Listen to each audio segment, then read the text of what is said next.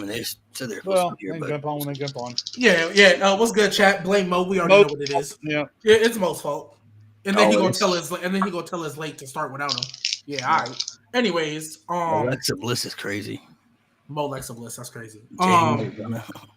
Well, Jay, just kind of speaking on Bayley and kind of the whole unfortunate situation. We'll probably talk about the Becky part in a little bit. But you know what Bayley's comp is to me? She is the Tim Duncan of this women's division. That's how I view Bayley. She's great at pretty much everything. I think she's a great face and a great heel. She can tell a story in ring. She can give you a great match. She gonna do all the little things, but she's never gonna be viewed as like that top star. She's not boring, right? Because that was the knock on Tim Duncan. He was just boring, Mr. Fundamental. Even though I think Tim Duncan is great to watch. Bayley is she's never gonna be the Hakeem. She's never gonna be the Shaq. She's never gonna be the face of your J. Cole almost, right? Like I love J. Cole. And I love J. Cole. That's my dude. Yeah, and she's never gonna be the focal point. She's just gonna be a really great counterpart. And that's unfortunate. Yeah. Right? Because her career in the main roster did not start off well. I mean, shoot, she got left behind. And let's be real. Becky, at the time, she could have been the one that was left behind. I get Bayley had the NXT title, but if we just look at where they were, Becky for sure could have been the one that was left behind. But okay, cool, whatever. Not everybody needs to win that title in NXT. Look at Bianca. Not everybody needs to win that title. But I look at Bayley and what she's done, all the runs she's had. She's never really had the lows that we've seen these other people have. Right? If you really look at like main roster women, the only people who, in my opinion, have never had a low, like a true low, is Bayley, Bianca, and I guess technically Charlotte, by the way she's been booked. Now we know she got go away heat, but the way she's been booked, Charlotte has technically never had a low either. But like you look at that, and it's like that's really hard to do for us to look at a period of your career and be like, yeah, this was dog, this was horrible. Yeah. Right? She wasn't elite the whole time, but it's just that's why I say Tim Duncan, because she has the accolades behind it. She has the stats behind it. She has the in-ring work. She has the matches. Yeah, Chad, y'all going crazy. She has everything that you need, but she was never positioned as the face of that division, the star of that division. So it's just unfortunate. Yeah, it's just a shame because Bayley is, in my opinion, inarguably the best promo out of the four horsewomen, and at worst, she's the second best in-ring wrestler out of the four horsewomen. So she was great as a babyface. She was great as a heel. And then when they did Damage Control, because they booked Damage Control to lose for the first 6 months they were together, that never got any momentum. And then, like I said, won the Royal Rumble, big fucking deal. Bullshit story all the way to Mania. Terrible title reign after Mania. So it's just Bayley's a Hall of Famer. Don't get me wrong. Like I'm not saying poor, pitiful Bayley, right? She's had WrestleMania matches. She's had career or record-shattering championship reign. She's a Triple Crown, Grand Slam, all that shit. At least it used to be before the mid-card titles got introduced. Don't get me started on the mid-card titles. One being stuck in a tag team fucking feud that was stupid as hell, and one not even being at WrestleMania. That's neither here nor there. All of this to say, whatever they wanted to do with Becky, whether it was Becky's idea, WWE's idea, whoever's idea, the fact that Bayley had to be sacrificed at the altar of such a stupid fucking story, it blows my mind. And we have to live with all of that being centered around WrestleMania, and then sit and watch SmackDown, where the Profits and DIY and the Machine Guns maybe put on one of the best tag team matches WWE has ever done. And it was a week after WrestleMania was over. Like, give me a fucking break. Oh my God, bro. And give me a break. You gotta plug Clash of Clans. You gotta plug Clash of Clans, baby. Gotta get that sponsorship money, baby. And I hear you, but like, and speaking on the Becky side of things, I think we all pretty much expected that heel turn to come. Should have just happened at Mania. Because at least then it would have been a little more justifiable. Okay, maybe you didn't want Bayley to turn heel. We can expect a Becky-Bayley feud to come out of this. All right, cool. You do it at Mania. The fact that you stat padded not only Lyra, but Liv and Raquel, the fact that you stat padded them for this heel turn is kind of crazy. It's really insane. Like, You could have just did the heel turn at Mania. I think you would have got a better reaction if you would have just did the heel turn at Mania. And if they were going to get the titles right back, she could have done the heel turn in the middle of the match and then never done this back and forth. Exactly. Whatever. And my last word on the matter is that I've been a Becky defender, but she ain't beating the Becky Hogan accusations after this. Not for this. Never beating them. Not after this. Not for this match. This is the first time I genuinely felt okay. I can't defend. She is Becky fucking Hogan. Man. I was like, I cannot defend Becky Hogan after this. Like, I can't do it. Crazy week. Somebody wants to know if you enjoyed Natalya's Bloodsport performance. Didn't watch it because I'd rather watch paint dry, my friend. Thank you for the super chat donation. Appreciate what? Surprisingly, I didn't think it was that bad. I thought, for all intents and purposes, from what the entire stigma around what Natalya has done and how boring she is, and as Jay so eloquently puts, like watching paint dry, for being put in that scenario and in that like format of quote unquote wrestling or whatever you want to call it. I thought she did really well. It was nowhere on par with Carrion or when like Shayna did it, but for all intents and purposes, it was actually it was really good for what we all know Natalya to be able to do. So I enjoyed it. Yeah, it was pretty dope. She did pretty good in that environment. I saw bits and pieces of it. I didn't see the whole match, but from what I saw, like on social media and stuff, it was pretty solid. But yeah, I mean, looking at like things they've done the past week, I'm not even mad for some of the decisions they made. I just feel like they could have did it differently. You know what I mean? Like I didn't hate the Becky stuff, but I was like, y'all could have just did that at WrestleMania. But okay, like it's not bad that y'all did it the way y'all did it, but it's like, why? That was weeks in the making too, bro. Yeah. That's why I'm like. So it wasn't like I wasn't like, oh, this is stupid. I was kind of like, something told me during that match. I was like, they about to win the tag title back, bro. Because why would they defend the titles right afterwards? And when they got to go to NXT the next night, like they about to lose. And then I was kind of just like, they could have just did this at Mania, but I mean, I guess they wanted to suspend people's suspense. I guess I don't know, but and then the TLC match, 100%. I'm like, bro, this is what WrestleMania. Like, I get some people's points when they were saying like, well, they got the main event spot and they got 30 minutes and they probably wouldn't have got that at Mania, which is true, but it's like they still could have put on a very good match at Mania, and at WrestleMania, you want to see the biggest matches possible. And compared to that tag team match that we got with the New Day and the War Raiders, I'd have took that TLC match. Yeah, I'd take that TLC match for sure. So hopefully, I don't even want to hear the timing excuse because WrestleMania is a standalone streamed special event. The time limit is whatever WWE says the time limit is. Yeah. So, and just to clarify one thing, and I said this before, and my biggest issue with the whole Becky thing, because you're right, what they did is not terrible, right? Whatever. It could have been done at WrestleMania, fine. Don't tell Bayley that she's going to have a WrestleMania match and then rip it from her 2 weeks in.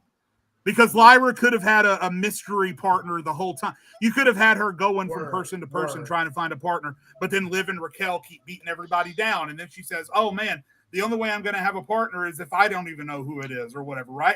That could have worked just as well. But just to see the look in Bayley's eyes during the Chris Van Vliet interview where you can tell how dead inside she is, that she's having this WrestleMania match stripped from her, man, come on. You got to do better for Bayley. She's what? She's over a 10-year vet at this point. She's responsible still to this day for what many call the best women's match in the history of WWE across all the brands.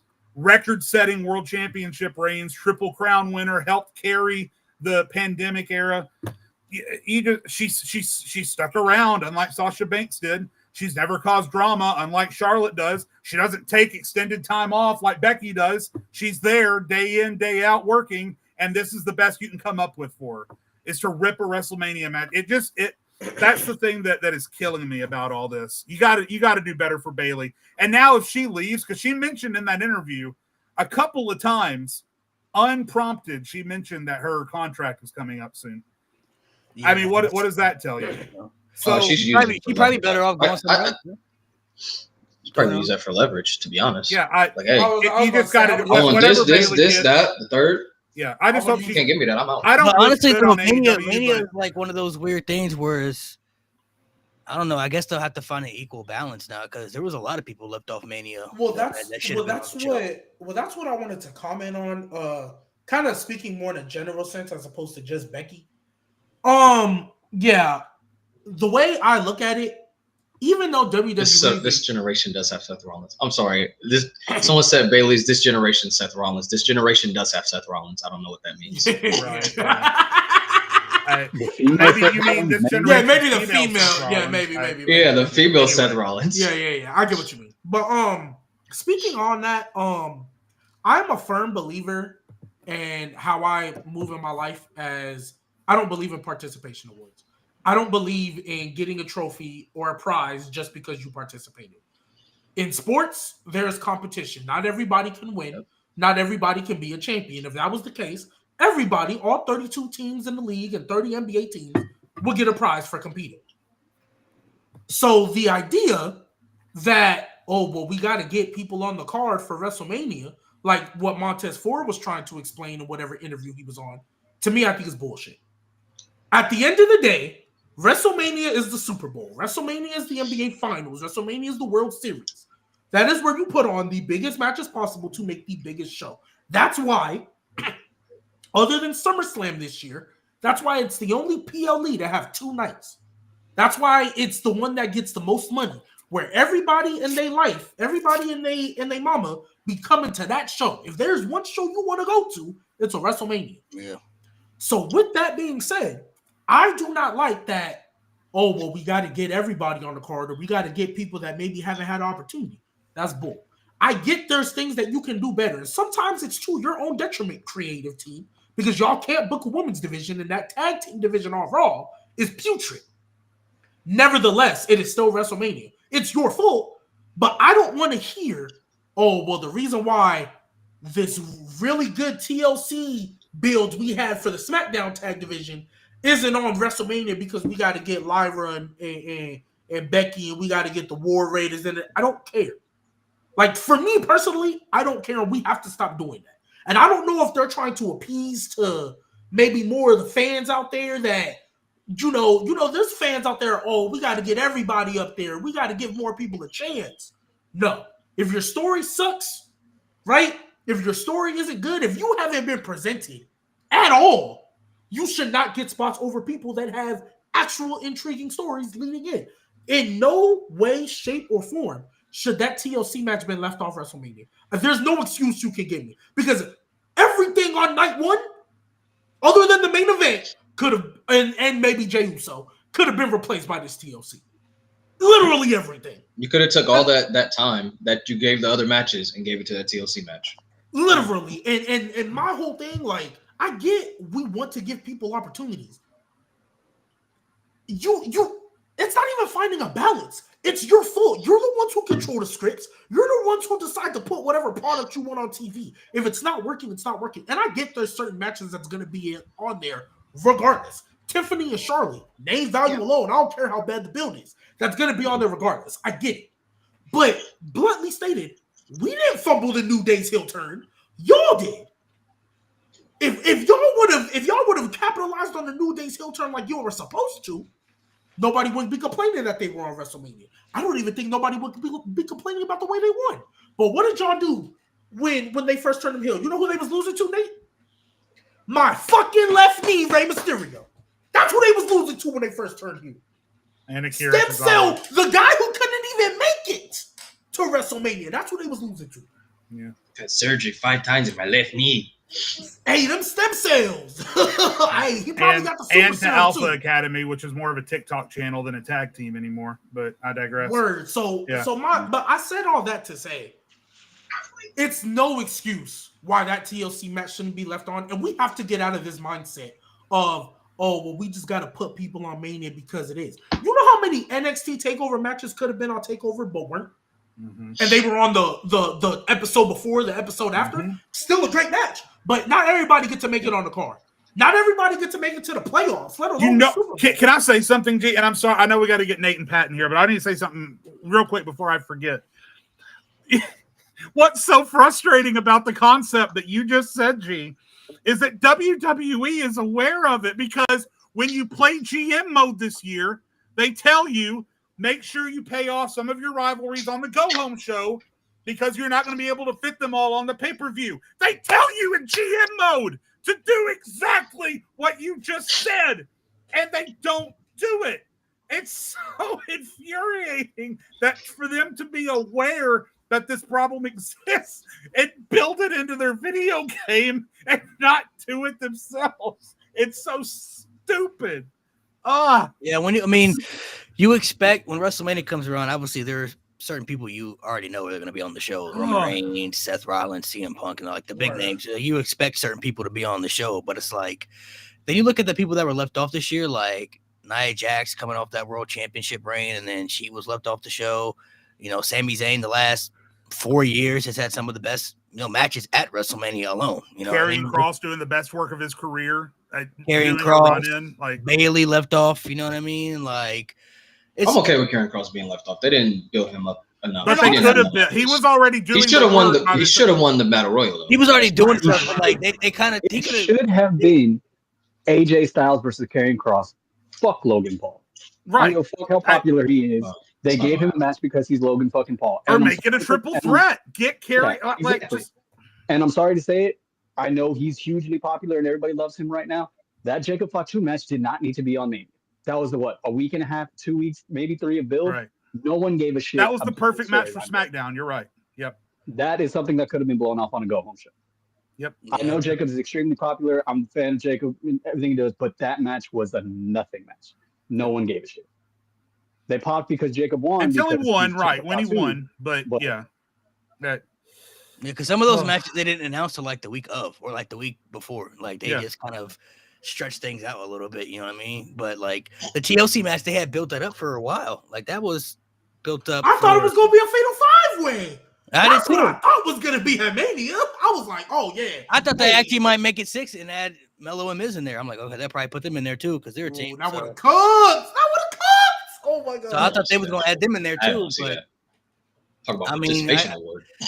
Unfortunately for Mania, like we talked about before, they're gonna be certain people left off the show. Like when you don't have like a Money in the Bank filler or like a Battle Royal that means something where you can put that in there and put superstars in there who don't have a direction. You know what I mean? Like when you don't have those type of matches, you're scrambling to put things together last minute, and then certain people aren't gonna be on the show. You know what I mean? Like it sucks to be in that position. You know what I mean? Because certain people should be on the show, and then there are certain builds that should be on there, and then they kind of move away from it. So I mean, this year was kind of all over the place with how they were doing things. Like there were certain matches you thought were going to be on there, and then they weren't, and then they changed certain matches. I think it's funny too from the trailers of this Netflix show they're doing that peeks the curtain back, which I'm not a fan of, by the way. I hate how much they're peeling the curtain back with this new show. But we know now that they storyboard their pay-per-view cards on whiteboards. And the fact that someone in that fucking room didn't look at those whiteboards and see WrestleMania, Liv Morgan and Raquel, the SmackDown after, a triple threat TLC tag team title match with 3 of our best tag teams, and said, Hunter, did someone swap those around? Can we fix that? No one... I don't know what to say. There was so much wrong with WrestleMania, especially with night 1. I saw this on Facebook. The night of the main event of night 1 saved the rest of the card, and the rest of the card on night 2 saved the main event. If you took the pre-card of night 2 and the main event of night 1 and squished it together, it'd have been perfect. That's a top 3 Mania all time. That's a top 3 Mania all time. So I actually have an opinion about WrestleMania. Actually, that conclusion. Top 4. After some reflecting, and it might change next year, but as of right now, that is the worst 2-night Mania we have had, and I'm including 36. I'm including 36 because 36, despite the circumstances you had, over-delivered. Considering what they were giving, you still had the Firefly Funhouse. You still had the Boneyard match. You still had McIntyre had his moment. Otis kissed Mandy Rose. You still had the title being taken off of Goldberg when literally who else was going to do it? Roman Reigns wasn't there. Who the fuck was going to do Drew Gulak? Nobody else was going to do it. With the circumstances, Seth Rollins versus Kevin Owens, a great match. Everything, the triple threat ladder match for the tag titles, that delivered. Considering what they were given, they over-delivered. And consider what WrestleMania 41 had, it under-delivered. Like severely on night 1. Crazy. And then night 2 was good until the main event, which I don't care if that was the point. It's still bad. It doesn't change the fact that it was a bad match and it was a bad finish. Does not change the point. So I had this discussion the other day. The whole John Cena said he's going to ruin wrestling, and that's why the match was bad. And no, it's not. John Cena has not been able to put on a good match for the past. I hate that argument so much. He's the reason y'all like, oh, that's why it was bad. No, it's been the same John Cena match that it has been for the past 10 years. He's just saying now it's bad, and you're like, oh, that's why it was. No, it wasn't. That is a typical John Cena match. Oh, he didn't do all the you can't see. Yeah, he did. He just did it to y'all and not to the person on the floor. Like he did everything the same.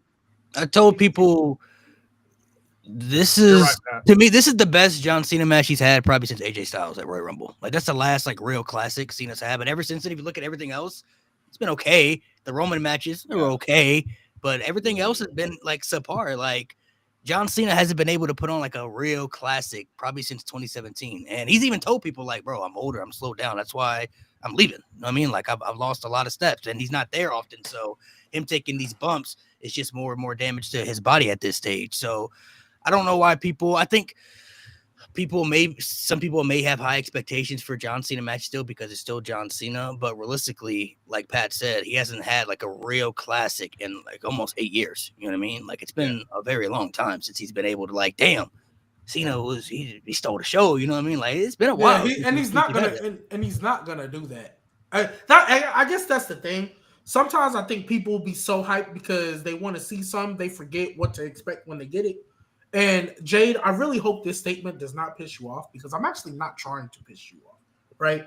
Because I feel like in the middle ground because I'm actually on the side where I'm like, hey, John Cena said he was going to rule wrestling, but I am not disagreeing that it was a bad match. I'm not on the side where like, oh well, this is what we should have got. No, it was a bad match. I was low-key like not watching. I was just like, all right, let's get to. I was waiting for The Rock to come out. That's what I was really waiting on, right? Obviously, he did it, but Travis Scott.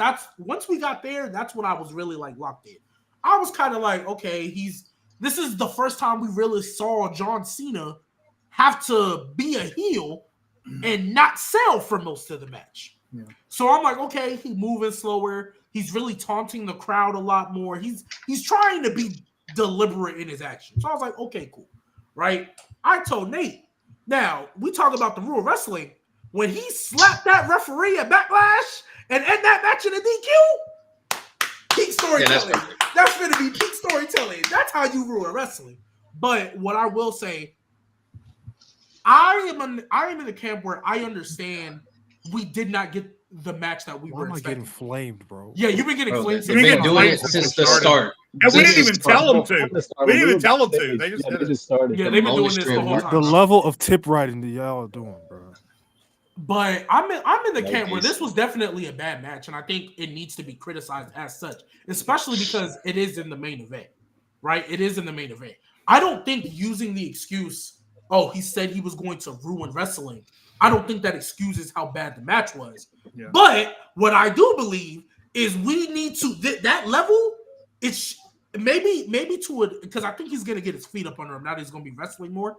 The matches are definitely gonna get better. I don't think it's gonna be that bad going forward. But just remember, guys, we have the Randy Orton match.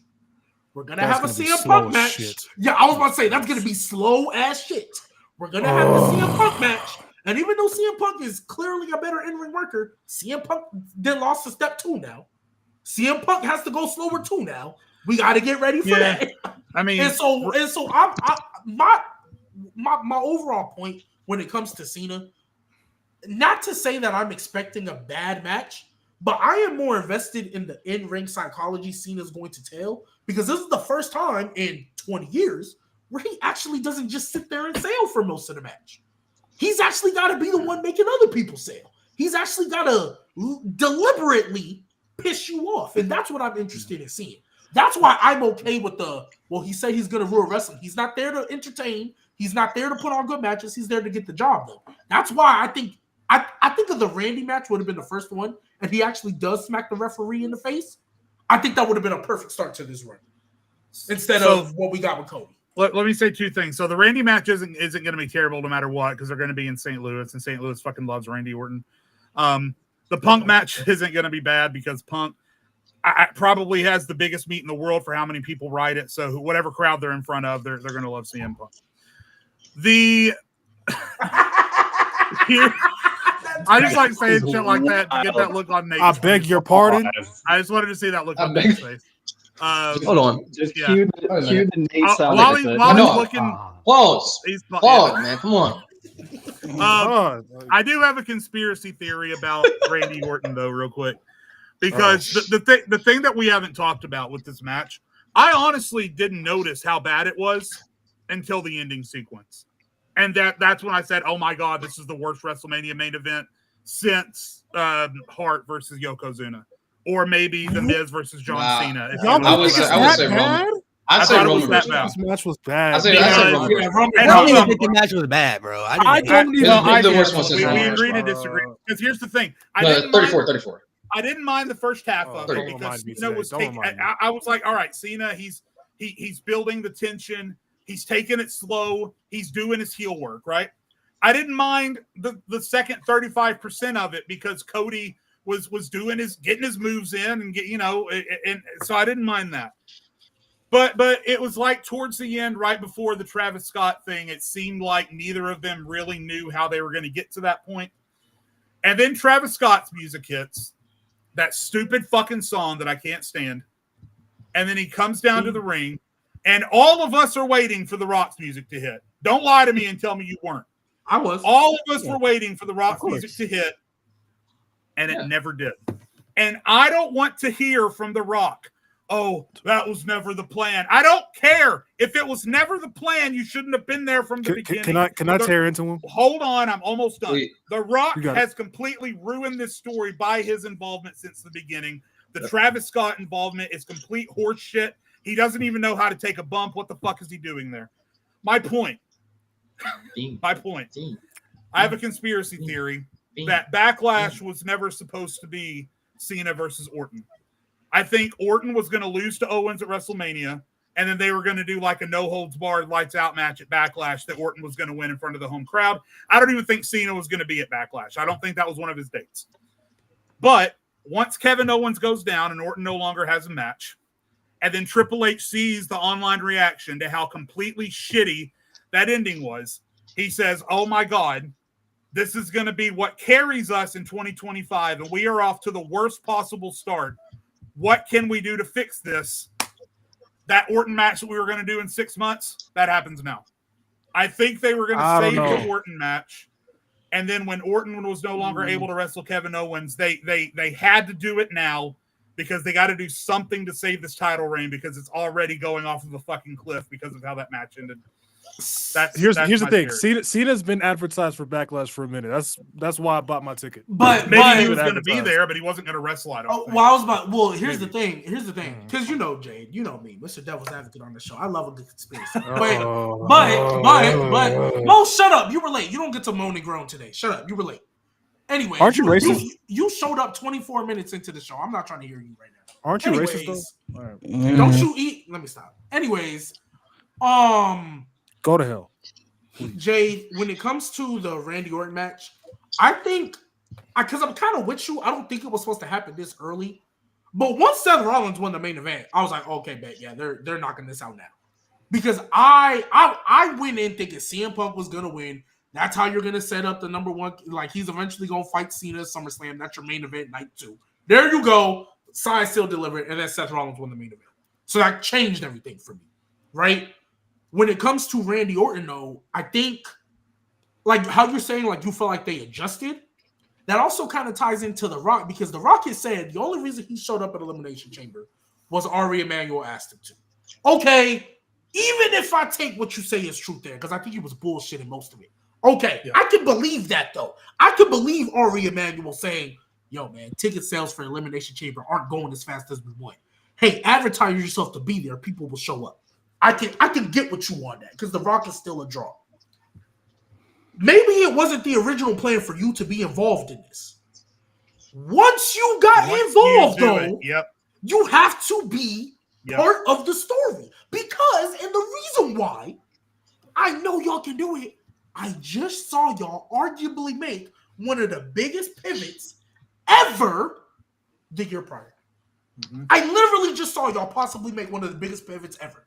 Y'all turned a shitty story or a shitty angle into one of the best told angles y'all could have done in WrestleMania history. And it gave you one of the greatest main events ever and a really good tag team main event that people were genuinely invested in. Right? So I've seen y'all be able to pivot. Rock, you didn't have to wrestle. You didn't have to do nothing crazy. You either had to do one of two things. Show up at WrestleMania or just have one promo segment where you say, I don't need to be here anymore. Cena's got it. That's all you had to do. Get rid of any idea that you were going to be there at WrestleMania and we're not looking for you. That's how you pull yourself out. That's all. Because realistically, if he would have came out, let's say the Raw after or whatever, it would have been like, yeah, Cena, you're my champion. You got this, though. You don't need me. I know you got this. That's all he had to do. I wouldn't have said a word. Because it would have made sense. John Cena, you're a heel now. You don't need The Rock to do this. A lot of us didn't feel you needed The Rock to do this anyway. Boom. That gets The Rock out. He don't have to be at WrestleMania. He can be in Hawaii or Cancun, wherever he want to chill. And now, granted, we're still going to probably go hate the Travis Scott aspect of it, but at least we're not expecting The Rock to come out. The whole point of this whole heel turn started because of you. So if you weren't going to make that, all you have to do is show up. Just show up, whip The Rock with your belt, hit him with a rock bottom. That's all you had to do. Or introduce the super group, for crying out loud. Please, you could have did something to still keep you out of it and give us something that makes sense. Because you just not showing up and then going on a talk show literally right after WrestleMania to defend it. Like, come on, bro. You guys are too smart. And I know they're too smart because they just made the pivot last year. You guys are too smart to be making these dumb decisions or these dumb explanations or defending yourself in these dumb ways when it's all could have been avoided. Go ahead, Mo. On WrestleMania weekend. Real quick. TKO. I'm talking to y'all directly. TKO. If you want to sell out your shows, lower prices. Number one. Oh, good cut. There is too much interest in professional wrestling for y'all to not be able to do it. The only reason why y'all are not selling out shows is because everything costs an arm, leg, and limb. That's number one. Number two, if you wanted Rock on the show to, push ticket sales, understand that. Like G said, The Rock is a draw. One of my favorites of all time. No doubt about that. He's a draw. Have him be the fucking host of Elimination Chamber. You already wrote off all the storylines with the shit on Netflix. We took Cody Rock out of our minds. We took Rock Roman out of our minds. We moved on after what you did on Netflix. If you wanted to have him be the host just to push tickets, thumbs up. Great. No problem. I don't care. But to have him get involved in the storyline, and now I'm talking to Rock, can you Rock fans, please, for the love of mankind, can y'all please stop fucking defending every little thing he does? Shout out to my guy Jason, bro. He said on TikTok, The Rock could shit on a plate, and you motherfuckers could be like, oh, y'all don't smell what The Rock is cooking, though. That smells good, yeah. Fuck you. Fuck you. This is not the first time The Rock showed as fuck shit up. He's been doing this since 2013. 2013. Y'all got to stop this bullshit. 2011, really, because look at what happened to WrestleMania. It's fucking 27. Yeah. Stop defending everything he does. Please. Gee, please stop. Not even in wrestling, too. He's been fucking shit up in Hollywood, Instagram.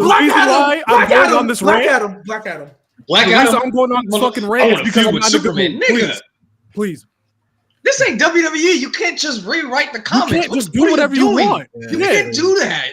This is not the first time Rock is fucking shit up. Bro, Fast and Furious, Black Adam, In and Out, the fucking shit in Hawaii. Bro, this nigga's fucked up so much. He's messed up so much stuff. He's a liar. He's at this point, he's a bitch. Fuck him. Lewis. Let's just say that bald bitch. I feel like a lot. Well, The Rock's in he's in a weird position now. Like it's like if he says things that are like negative, like for example, like if he were to come out last year and said that, Billy, hold on, Billy in the chat, stop tip writing. You've been tip writing this whole fucking time. Stop tip writing. You've been taking back shots from The Rock. So the Rock is also like in a weird position because I'm gonna go back to the main event for like let's say last year they did Rock and Roman, right? And the Cody match didn't happen. And let's say Rock came out on some podcast or whatever, and he was like, "Yeah, that was my idea. Like I felt the match with Roman needed to happen. Cody's story was cool, but I said, you know what? Let's come back to that and revisit that, and we'll push that to the side. It was my idea to do the Rock and Roman match." I don't think anybody would have said he would have been lying if that had happened. Like if he had came out and said that was his idea. And he pushed for the Roman match to happen over Cody finishing the story, and they had went that route, I think he would 100% been taking the blame for that. And if he had came out and said it was his idea, I don't think anybody would have said he'd been lying about it because they'd be like, "Oh yeah, of course you did that." But why else would this happen? Yeah. But it's like a double-edged sword with him because when it didn't happen, and he did the documentary, and he said that they pivoted, and it's something he was like, "Oh, he's taking all the credit and all that stuff." So he's in a weird spot where it's like, if he does the negative aspect and he pushes for that, then he takes the blame for it. If he does the positive aspect, he still takes the blame for it. But to your point, you can't involve yourself in something not really involve yourself, but to be a part of something and then not finish the execution of it. You know what I mean? That's why cite your reasoning as I don't want to steal the spotlight when all you've done since all you've done is steal the spotlight. God. And to go to that aspect, I understand his aspect of that for the 17th World Championship, but it did the opposite effect, though. Like, if you weren't involved in the story, then, okay, it would have been cool. But, like, you were already involved. And based off the story you were telling. The climax of the story at that point. Yeah, he was involved in. He was the catalyst. He was the reason. Yeah, we had just assumed based off what we had saw that, you know, Cena had sold his soul to you, and Cody didn't. That's what we had. I mean, that's based off the storyline you were telling. Yeah, so. We're all idiots because we didn't understand the story. Cena didn't sell his soul to The Rock. He sold it to Travis Scott, apparently. Travis Scott now. That's crazy. You know what's crazy?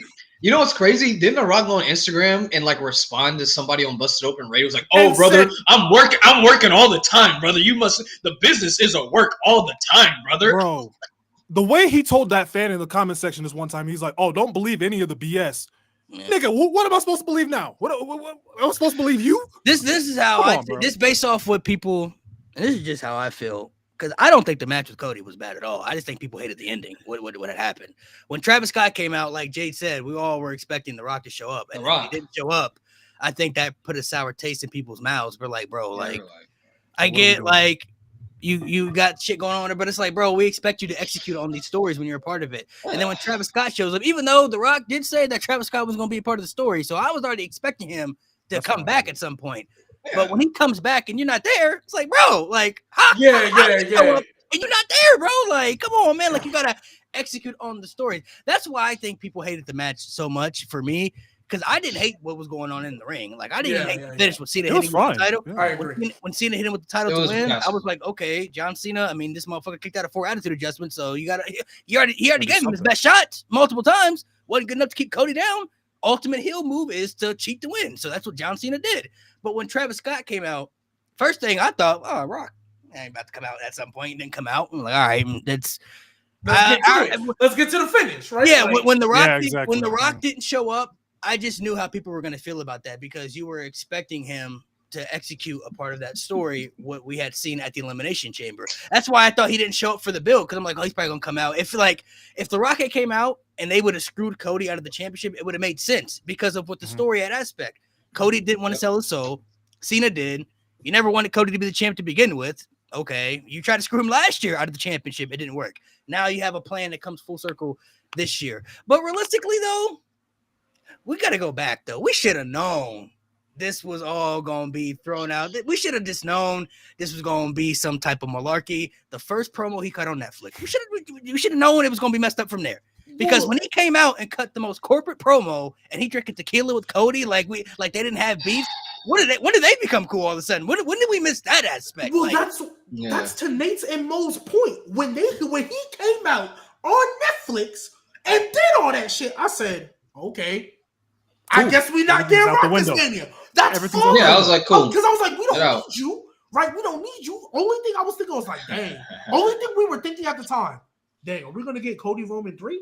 And then ended up, hey, you win the triple threat because we got the Rumble. So I was like, okay, boom. There's your triple threat. We get Cody. Well, at that point, it was like Cena's your only other option based on who was qualifying for the Elimination Chamber. So I was like, there's your triple threat.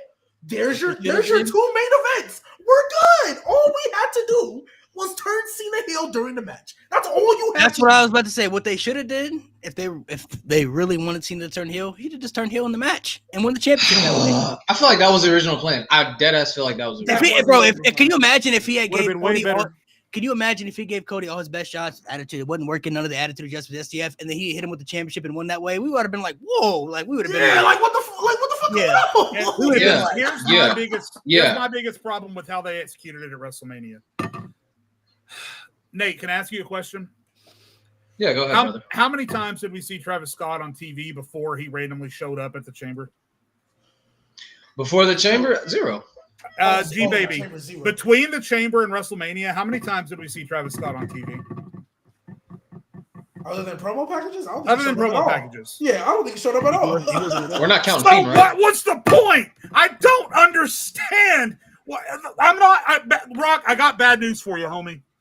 When you say I didn't want to distract from John Cena's 17th title, I'm never going to think about John Cena winning that match, having the 17th title. I'm going to think about Travis Scott.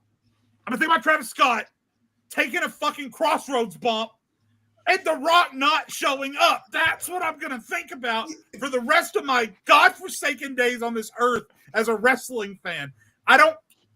John Cena's 17th reign was at the bottom of a long list of things I'm going to remember about that match. Fucking Travis Scott taking a bump. John Cena winning with a title hit.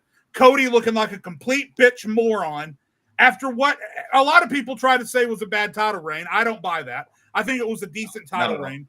But to close it as a complete bitch moron and on the biggest match of his career against John Cena, I don't remember anything about John Cena winning his 17th in that match, rather. There was no execution in that match. None. You know what makes it worse? Because one, you know what I remember more than him actually winning 17? The entrance. Because that was a hard entrance. Just black and white. Yeah, I was like, that's elite storytelling. But correct me if I'm wrong. That's like one night stand. Hey, correct me if I'm wrong. Yeah. Correct me if I'm wrong, because I had to do a lot of catching up before we actually got to the show. Did Rock not show up at an NXT pay-per-view? But he couldn't show up at WrestleMania? He showed up on TV. It was the one after. No. He showed up at a pay-per-view because he had a segment with Ethan Page backstage, did he not? Well, that was after. That was the next one. Yeah, that was the same. So that was the CW. Yeah. He showed up on the CW. Nigga showed up on the CW. But couldn't show up at WrestleMania. CW. That's the only problem that I have is just the lack of commitment. You know what I mean? Like when he did the first John Cena match for 2012, he committed to that. He was there like a lot during that build for that match. Like it was a committed build. He had a tag match with the Miz and R-Truth. Yeah, it was a committed build with the match that executed with the good storyline. Like it was committed. You know what I mean? So it was good. But like when you're not, I don't want to say that he's not committed, but it's like when you're trying to go in different directions and make it different in your mind or something like that, whatever the case may be, it's like, bro, all you had to do was just show up and it cost Cody the match, bro, and that would have been fun. Cody could have been off TV for a while. It would have made sense for him. He got screwed. How you gonna come back? And especially, after everything that we had, like it didn't make sense for him not to show up. And then Travis Scott showed up. Now, if Travis Scott hadn't showed up and Cena had just won the way he did, the people probably still would have been mad Rock wasn't there, but I don't think it would have been to the level that people are at when Travis Scott showed up. You know what I mean? Sure. Like if he hadn't showed up and Cena had just won the way he did, okay. Because a lot of people like to say, oh, Cena didn't want The Rock to show up because that's what y'all wanted. So hold on. John Cena, damn near pushing 50. Niggas pushing 50, facing Cody Rhodes, who's in his prime. He needs help. So you tell me of all people, he's going to call a 160-pound rapper who does not wrestle to help him beat Cody Rhodes? You think that makes any type of sense? Oh, yeah, I need help beating this guy. Hey, Travis, can you help me? I know you don't wrestle, but can you help me? Out of all the people John Cena could have called, why would he call Travis Scott? Hey, and it makes no sense. And this is why Cody looks even worse because, Nate, instead of call Travis Scott, not call, I don't know, the last fucking person to beat Cody Rhodes? I don't know. Maybe that guy. And Cody Rhodes. This is why, even though Cody Rhodes will be fine. Yeah. So Cody Rhodes, You overcame the super mega warlord bloodline, as Nate said last week. That's on TikTok now. You overcame that, but you couldn't overcome Travis Scott. You overcame Jacob. Bro, the song was stuck in his head. The song was stuck in his head. That's why. He saw Travis. Travis. Mine too. He overcame Tama Tonga, Loa, and Jacob Fatu. But you couldn't overcome Travis Scott And Solo and Thumboy. Well, no, but I'm saying like as the outside interference. Like Jacob, bro. He guys with Solo with this crazy bloodline and Jacob Fatu running around, pinned Solo clean in a steel cage. Where literally steel cages don't mean shit to nobody. And he pinned him clean. Ended the longest reign in history. And you know what his downfall was? That overrated Houston rapper Travis Scott. Whoa. Damn. Hold on. Not too He had a good peak, but he's been overrated for a You minute. think Nas and Jay-Z overrated too? We move on. Yeah. We move on. Why are we putting Travis Scott and Jay-Z in the same? Hold on. Don't add context. Let OG speak. I'll take the heat off you, G baby. Travis Scott's a terrible fucking rapper. The only reason Travis Scott is famous at all is because he fucked a Kardashian. That is the reason anyone gives a shit about Travis Scott. That's true. That's not Astroworld. The marketing for Astroworld, but Rodeo came before that. Rodeo was before that. Rodeo was good. Was great. When I was in high school, Travis Scott was good. Astroworld came out, and ever since then, he's been a little overrated. Yeah, the marketing for Astroworld. Okay, I agree with that. Yeah, that's what I'm saying. The Jordans are overpriced and basic as shit. Oh, okay. He literally sold a McDonald's receipt shirt with a stained, greased up McDonald's receipt for hundreds of dollars, and people bought that shit. Like, Travis Scott is ass. He is terrible. Damn.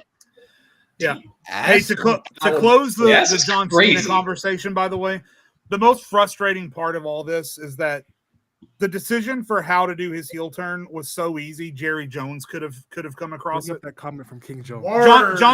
John Cena had already said at the press conference, best for business. He'd already forced himself into the chamber.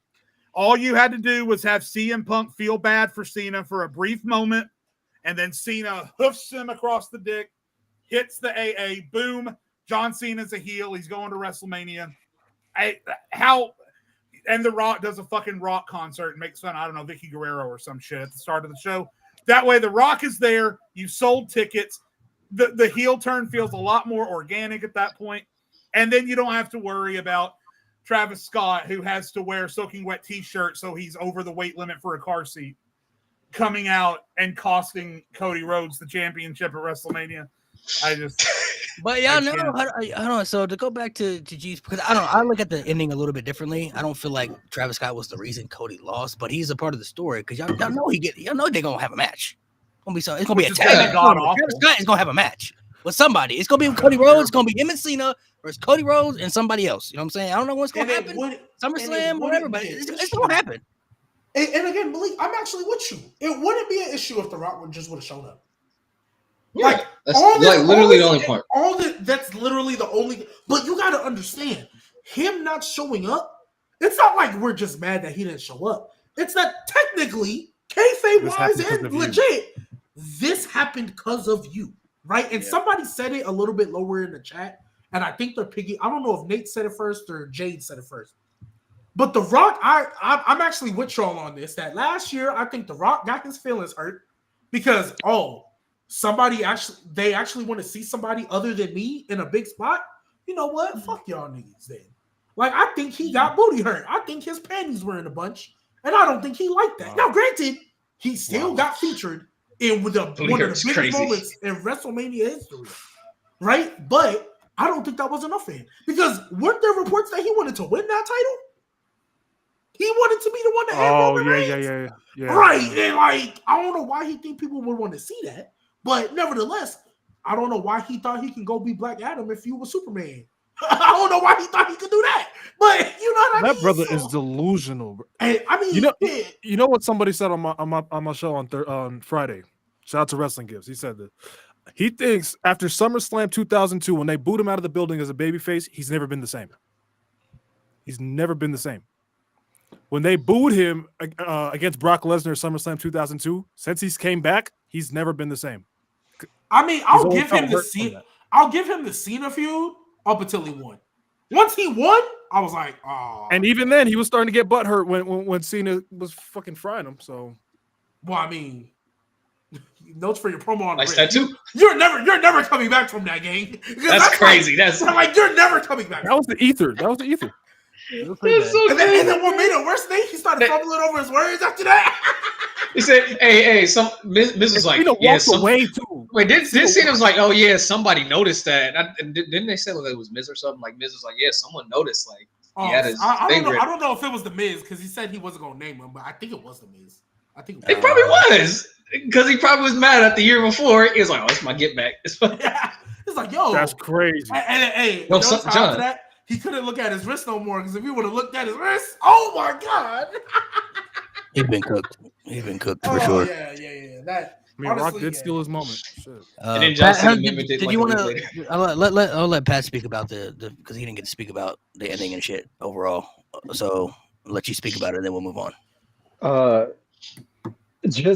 mean, it goes to Jade's sentiment. Like, no one is gonna think of anything else of that match other than Travis's involvement. Like, yes, Cena won his 17th, and he broke the record in giant air quotes because no, he fucking didn't. It's closer to like 22. It's closer to like 22 or 23 with Flair, but we're not gonna go there. And initially, I will say I don't agree to Jay's point. I thought Travis took the Crossroads bump pretty well. He did just kind of corpse after that and didn't move. All right. But yeah, The Rock is very quickly, and I'm just strictly talking in terms in the wrestling aspect, in terms of booking. The Rock is very slowly starting to look like how people would talk about Hogan in the past. Like, if it doesn't work for him, he does everything possible to fuck everything up. And Starcade 97. Oh wow. Well, yeah. And it's just one of those things that, like, people need to take off the nostalgia glasses. I was a huge fan of The Rock growing up. I still try to appreciate some of the things that he does outside of the wrestling business and inside of time. But even The Rock needs to realize wrestling has passed you by. Your name is no longer enough to be the star of the show, especially if you're not going to show up. Like, and I think the turn, even if the turn would have happened at the Chamber, just don't involve The Rock and Travis. I think that would have actually been a bigger deal, because then it would have been like, well, why is John doing this? There was no Rock. Now, when he did it, as it were, we're like, oh, he did it for The Rock in Rikishi voice. So it's just the main event just really left a sour taste in my mouth, because even leading up to it, I thought John Cena's promo work was great during this whole heel turn process thing like that. I thought it was a little bit too much on the nose of the you people heel turn. I feel like that's very, very stereotypical.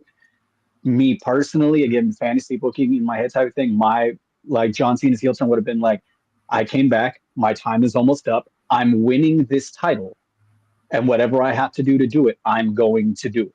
And if that means I have to do something that you all are not going to like, I don't care. I am doing this for me. I feel like that, again, would have played out better, but we got there how we got there. And I wasn't upset about John Cena's promo work the entire way through. But it's just one of those things that it's been talked about numerous times. 34, up until the heights of the century, 31, 27, and I could go down a litany list of others. It's not how you start the show. It's not what happens in between. It's how you finish. Mm-hmm. And yes, us as above average wrestling fans are going to know that the rest of the show was good. But for the majority of people, they're going to be like, yeah, it was a good show, but then the ending sucks. So we left with a sour taste in our mouth. Like, and for me, the whole thing is, I guess my thought process going forward is, for the rest of the, what do you say, like 27 dates that John has left, win, lose, or draw, whether he keeps the title the entire way or doesn't, what is the end goal? Because I feel like we're wanting John to leave as John Cena, the great world champion, the 17-time world champion, the face of the company that he was for all of this time. You're going to have to figure out a really good way to flip him back before his time is up, because if he goes out like this and this is how it started, John Cena's really going to go out with a whimper, man. Like, people are really going to be like, cool, man, thanks for everything, but this whole last year that you were here, sweet Jesus. I think by the end of his last match, he'll be a babyface. Pat, you know what this feeling reminds me of with these last 10 years of The Rock and his involvement in the booking? It reminds me of how I felt watching the last 10 or so years of The Undertaker, except it was in the ring with Taker, right? Every match we saw with Taker got worse and worse and worse and worse until he finally just had to give up and throw in the towel. And with The Rock, every time he's been involved in booking for the last 10 or so years has been worse and worse and worse and worse. And just like with The Undertaker, and just like Pat said, it gets to a point where your name can no longer cover for the mistakes that you're making. Was it the Dark Knight, where I think it's the Joker or Two-Face, whoever said you either die a hero or live long enough to see yourself become the villain? That's exactly what Taker did. It's exactly what The Rock's doing. And someone needs to step in and tell The Rock, yo, Rock, maybe just back out for a while. Just back out. Yeah. Just take your just like someone should have told Taker, hey, Taker, that match you're going to do next month, don't. Just tell The Rock to go make his 17th Fast and Furious movie and just be gone. You're good. You're fine. Yeah. My only issue is, like I said, if he's gonna do something, he's got to be committed for me, bro. I know you're gonna be gone. You're not gonna be there all the time, but I expect you to be committed and execute on the things that need to be executed for the storyline purposes. As a fan, you know what I mean? Like, you ain't gotta be there all the time, but if you're gonna be involved in something, be committed. Don't half-ass it. Like, that's all I ask. As a fan, I don't want to see you commit something and then back out of it, and then they gotta switch things up or pivot. Like, it doesn't make it look good. You're just causing plot holes left and right. Yeah, it's just a bad look. Like, in general, like, bro, like, if you're not gonna be committed, then you don't have to be a part of it, bro. It's okay. You know, there's other things that can happen without you involved in it. But if you're gonna be involved in it, just be committed to it. Like, that's it. And he can still be involved without necessarily having to show up every week. Hell, you fucking live on Instagram, dude. Just cut promos from IG if you did it last year. That they will literally WWE will throw up on the big screen and be like, this is what The Rock said last week about XYZ. Like, you can literally do that. And then one time during whatever storyline you're a part of, just pop in. Like, that's all you have to do. You literally can do the bare minimum. And in that regard, then yes, right then in that particular circumstance, your name is enough. But for you to just show up and be like, I'm here, and then for the rest of the entire storyline, you don't show up and then tell people, yeah, well, that was never the plan. I think the final boss character is done with. Fuck, you never finished, quote unquote, in the words of Cody, you didn't finish the story. Like, we're left high and dry. It's no longer a circumstance of you can show up and just, yes, you're going to get a pop because you're The Rock. Again, time may change that, because there's a reason why when Stone Cold shows up, he gets a huge pop, because Stone Cold doesn't show up to Pat. I was just about to say, you know who's done post-retirement perfectly? Stone Cold Steve Austin, because he shows up, he promotes the next pay-per-view, he stuns whatever jobber happens to be in the building, he gets a huge pop, and then he leaves. He does his podcast, he sells his beer, he sells his merch, he lives off the money. And then he came back for one match against Kevin Owens, and it was great. And he hasn't even flirted with being back in the ring ever since then. So, like, just look at Stone Cold. The Rock could show up, hype up a pay-per-view, rock bottom a random jobber or a rookie, throw up his arm, get the big pop, and then leave. That's all he has to do. But like, as a perfect example as to that entire sentiment, if you were going to show up for NXT for whatever fucking reason, because he has continuously talked about how much he idolizes you, and he basically carries the same on-screen ego as you, rock bottom Ethan Page. And I love Ethan Page. Ethan Page is one of my favorite wrestlers. So I will defend Ethan Page into the ground. But yeah, show up, rock bottom Ethan Page, boom. You rock bottom somebody who the crowd doesn't like. Winning segment right there. That's all you had to do. And then you disappear. And then if you're going to show up for this, hell, you don't even have to show up during Cena's heel turn. You could have showed up halfway through and just been like, I'm supporting Cena in this one because I'm getting my get back for last year, or Cody didn't do what I wanted him to.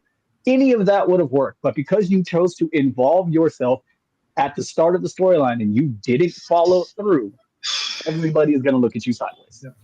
And it doesn't even hurt, guys, if you do it right, because freaking Joe Hendry just got RKO'd at WrestleMania, and he's probably going to be twice as successful now as he was going to be before. So if you do it right, it doesn't matter. Just show up, throw your move, and then leave. Yeah. By the way, that Joe Hendry bit, I loved everything about it. I loved Randy doing the taunt. That was so great. It's so weird. Baby. It's so weird to think about how we almost didn't get that, right? Because, Owens, and I wish it still could have been Owens, and maybe Hendry was going to be put somewhere else on the show. But it's just like Kofi a few years ago, right? It's crazy sometimes to think about, oh man, that was so cool, and it almost didn't happen, but it did. I'm so happy for Joe Hendry, man. He's so popular, he's so good. The crowd loves him. Godspeed to him. I hope he I hope he signs with WWE, and I hope he's really successful because he's really good. A lot of people, before I ask this question right here, because I want to see what your opinions are about this. The Joe Hendry thing, a lot of people I think were kind of misconstruing the whole thing, I guess, because he took 2 RKOs and he's the TNA World Champion. So some people said, "Oh, that doesn't make him look good" and stuff like that. But it's like, bro, that's like what Randy Orton does, though. You feel me? Yeah. Like, why would Randy Orton shake his hand and then like raise his hand after? Like, that's not what. Good job, kid. Yeah, it's not what he does. You know what I mean? That was Randy Orton to a T. That whole segment was Randy Orton to a T. I was about to say, getting a second RKO from Randy Orton is your stamp of approval. Yeah, I was like, welcome to the big leagues. Right? That's it. That was his welcome to the big leagues moment.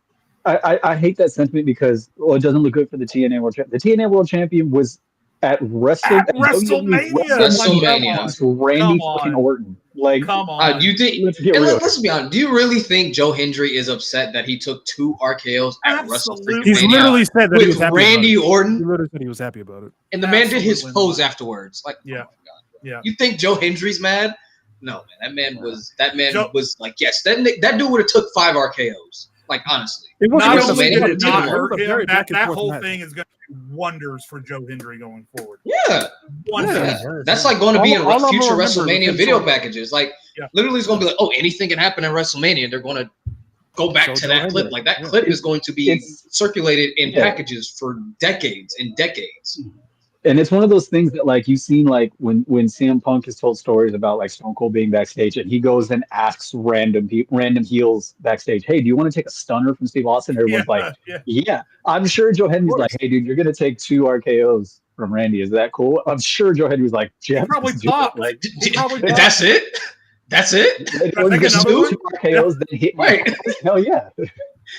And really? For him to become so worldly popular in wrestling through social media last year, where he's big enough they're going to call him and say, hey, you want to do this match against Randy at WrestleMania, and people will be excited for it. Like, come on, bro. Like, he would have never even imagined something like that could happen for him. So, like I said, now, if he had showed up and lost to somebody, let's say, like, as much as I love him, The Miz, right? If he had showed up and lost to The Miz, or if he had showed up and lost to, I don't know, Chad Gable. Even again, as much as I love Chad Gable, but it's Randy freaking Orton. And if it had been at Backlash against Chad Gable, but it was WrestleMania. So now it would have been different. Like, if that was the replacement for Rey Fenix or for Rey Mysterio, then it would have been like, I don't know about that one. Right. Yeah, but Randy Orton. Yeah. Now it would have been different if he like kicked him in the skull or something. That'd have been dirty. If he'd punted him in the skull, that'd have been nasty. Crazy. That'd have been, but 2 RKOs though, like, it's like what Randy Orton does. You know what I mean? Like, he does that to everybody, and usually people he does that to are the ones that he kind of like feuds with or like befriends. You know, like in WWE fashion type stuff. So, and I love, by the way, as many bad decisions as WWE made that we just talked about, the fact that they could have just done Rusev or Aleister Black because they had those guys in the chamber, but instead they had the foresight to call TNA and say, let's get Joe Hendry in here. Brilliant. Brilliant. Yeah. I loved I everything think about TNA's it. going to say no. Absolutely not. Facts, facts. I want to ask you guys this though, just out of curiosity. I think some of y'all spoke about this, but I want to know where y'all have The Rock now ranked, like in WWE all time. I don't know if your perspective now has changed over the last couple years, but I want to see. I'm gonna name people. I'm gonna name some superstars, and you just tell me. We're gonna do this. Okay. Yeah. We're gonna do this. We're gonna do this. You guys always hate me when we do this. Okay, fine. Because yours to be the nastiest. I ain't gonna lie. Just when we do Oh this? God, they do. What? Whoa. No, we haven't done this one version. So basically, this is just strictly. Hold on. This is just strictly WWE wise. So this isn't all of wrestling. Just to be clear with everybody, I'm gonna name random superstars, and you're just gonna say whether or not you have them ranked above The Rock. So if you have them ranked above The Rock, you don't have to really explain why. You could just say yeah. If you want to kind of dabble into it a little bit and explain why, for sure. Some of yours might need explanations, especially if you're gonna put like people above him. That might shock some people, so you might want to explain a little bit. But some of these might be obvious, and there's no bias. Some of these people I might name, you might not like. You might not like the person individually, but if you're realistically thinking, okay, who would I put above The Rock all time in WWE? This is like your personal perspective. So we'll go in order. We'll let Pat go first, and then we'll do Jade, and then G, and then Nate, and then Mo. So we'll just go in particular order. So superstars. Do what? They said me and G Baby gonna have some nasty take. That's G Baby. He be unfrosting the flakes. That motherfucker. Unfrosted. That nigga. Hey, in the words of I don't know everybody. I don't know everybody's ranking. So hey, look, yeah. In the words of my homie Will Gray, we don't yuck anybody's yum. All right, we're just gonna keep it pushing. Yeah, I don't know anybody's ranking where they have everybody ranked. So I'm just gonna name random people. Okay, so superstars that you would rank above The Rock. We'll start with Hulk Hogan. We'll go with Might as well get that out of the way. No, not even close. Not even close. I'm sorry. I'm not doing this again. Not even close. You lose me. No to what? No to Hulk Hogan being better than The Rock. Yeah, I'm not. So you have Rock over Hogan. I have Rock over Hogan. Yeah. Okay. Are we unbiased? If we're doing unbiased, I'm putting Hulk Hogan over him.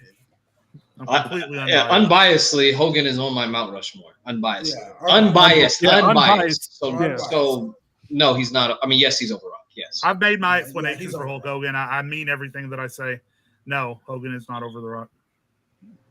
Give me Hogan. Unfortunately, yes. Yeah, it's sadly, but yeah. Sad. You're gonna be sad about it all you want. Hold on, you putting Hogan over Rock or Rock over Hogan? I'm putting Hogan. They all put Hogan over Rock. Yeah, because unbiased. Yeah, the community's not gonna like you guys now. I'm completely Turn your unbiased. backs. Cancel all three. All three. The next one. Stone Cold. Steve Austin. Over The Rock, yes. Yeah, I have Stone Cold at number 4. I have The Rock at like 11 or 12. So yeah, I've got Stone Cold over The Rock by a good bit. Wow. Damn. It's about to get nasty. I told you guys. And they said I was gonna get nasty. I was about to say, Brandon, you want to take that back? You want to take that back? Right. Oh yeah, wow. Stone Cold over The Rock. Yes. Not even top 10. Yes, absolutely. I don't even think it's close. Randy Orton. No, not over The Rock.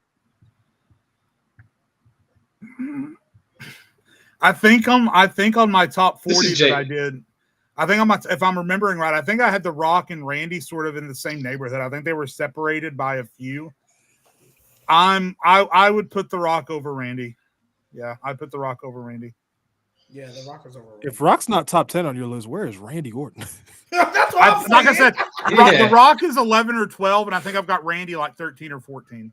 They're literally, they're right there. I mean, I got Randy. I mean, you did get to watch Bruno Sammartino and them guys. So I wow. He did have Kofi Kingston over Triple H, so I mean, I did. That's kind of crazy. Yeah, that's crazy. I'm putting. Never get over that. I'm putting The Rock over Randy Orton. Okay. Yeah, Rock over Randy. Rock over Randy. Rock over Randy. Yep. John Cena. No. Wait, no what? I'm not putting The Rock. Not over Rock. Okay. Okay. I was like, what? If I say, I don't know how you guys are doing it. If I say no, that means whoever he said is better. Like I'm not taking The Rock over that person. Oh, Yeah, okay. that's- Okay. Yeah. Got it. Okay, so we'll just restart then. I'll say John Cena again. You could just say Cena over I'll Rock. just or say, however you okay, wanna that's say it. fine. So, Yeah, I Yeah, take so Cena. yeah, Cena over The Rock. to be clear for everybody, John Cena. Yeah, John Cena. Yeah, John Cena. Cena. Absolutely. That's the GOAT. Cena. Okay. Shawn Michaels. Shawn Michaels, fucking far and away. I've got Michaels 2 or 3 on my list. Yeah, well over The Rock.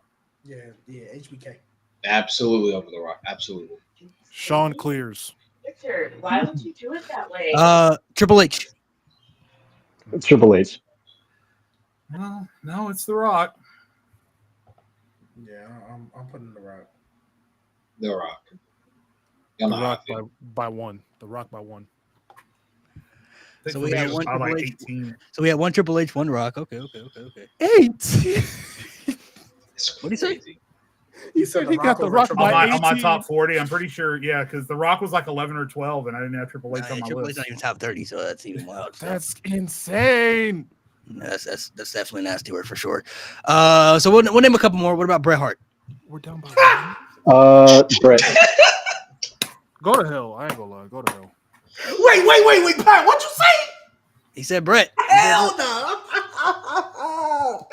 Mo, this your counterpart. I'm somewhere in the middle. I think Brett is a little bit overrated. I'd probably slightly take The Rock over Brett. Slightly. Yeah. This is not a clear nigga. Fuck Like outta again, here. The Rock was number 11 or 12. I think Brett might have been like 15 or 16. You said Brett is The Rock isn't a clear? Mo, that's what you said. Fuck no. You don't watch Brett matches. You haven't seen one Brett match in your life. I know you haven't. You don't watch old shit. Are we sure? Oh, by the way, we got to get that list together for G Baby because Finn Oh, yeah, we do, ate we do, that we do, we fucking do. pin at WrestleMania. I'm taking The Rock over Brett fairly easily. I'll be respectful. Rock. Fairly easily. Yeah, Rock. The Rock, but it's not a clear. Fuck out of here. What about this one? Might be interesting. What about Roman Reigns? At this point, I'm taking Roman over The Rock. Yeah, I've got Roman at number 5, I think, and The Rock at 11 or 12. Roman's in your top 5. Okay, Yeah. Jay. Way to cook, but I'm taking Roman. He's not in my top 5, but I'm taking Roman for sure. Rock. What the fuck? Hard disagree. There you go. Thanks. Okay, so since we Roman got a will lot of never be Roman, top 5 in my book. Sorry. since we got a lot You of still got The Roman- Rock top 5?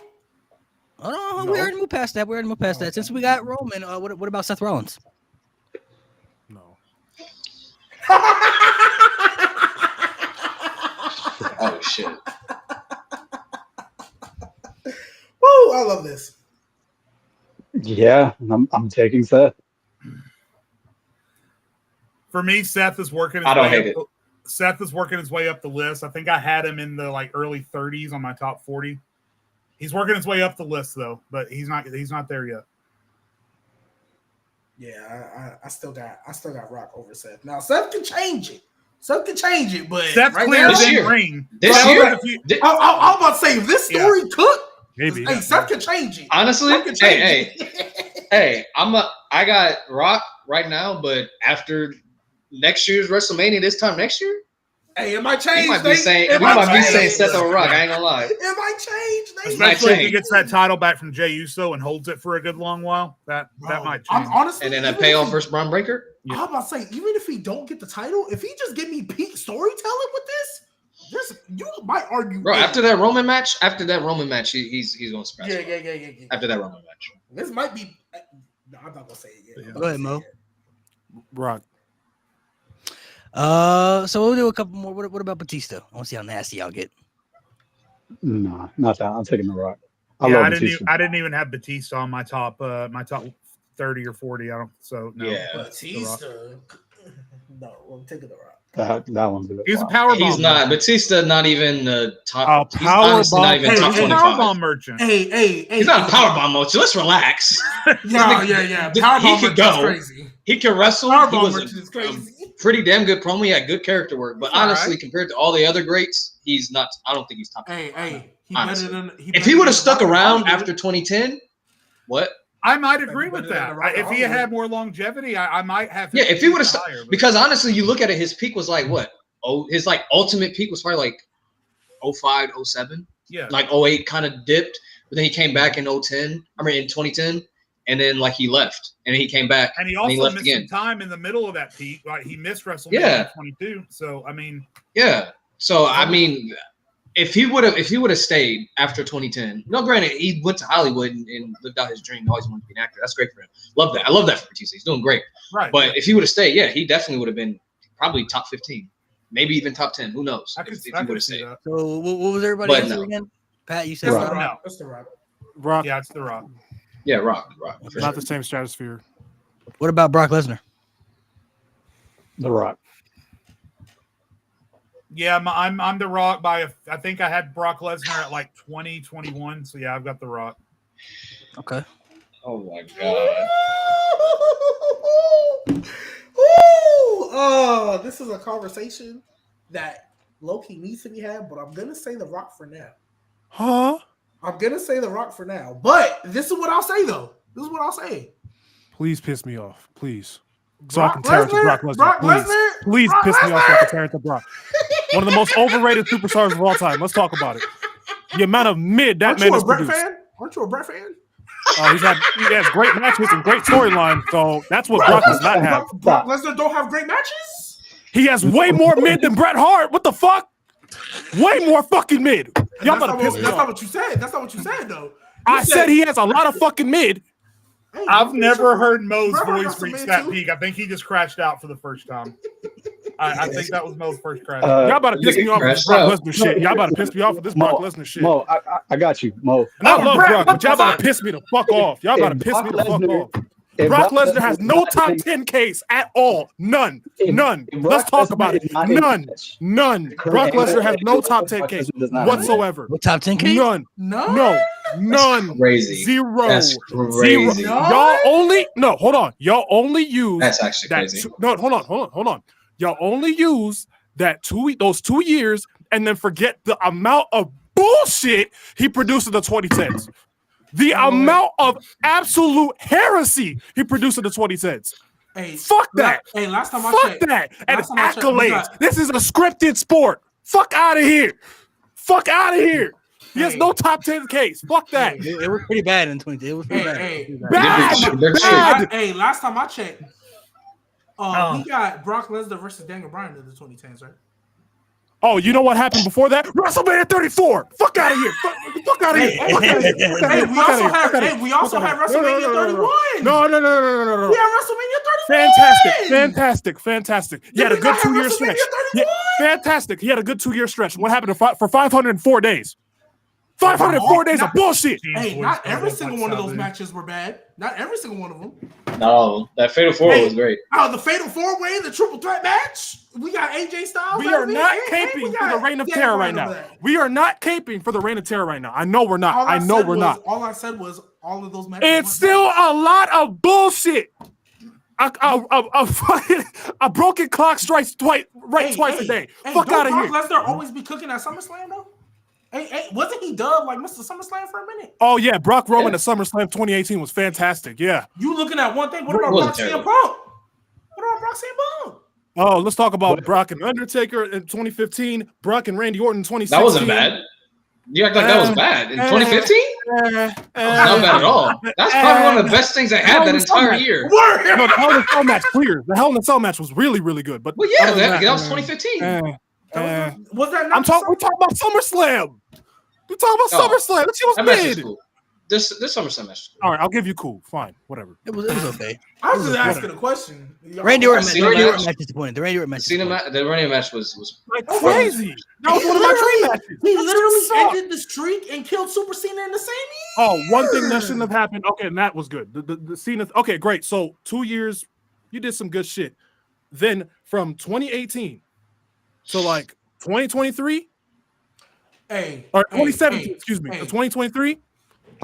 Hey, let me ask a question. That man a do-rag. Let me ask you a question. So you telling me the Brock Lesnar Goldberg feud wasn't good? Oh, when they ruined Kevin Owens' momentum for no reason. Collateral damage. I'm not. It was the feud good. Collateral damage. You need to stop playing devil's advocate for the That's stupidest crazy. shit. Please. I mean, don't get me wrong. Collateral damage is actually. I mean, but was the Feud was feud collateral between damage Brock?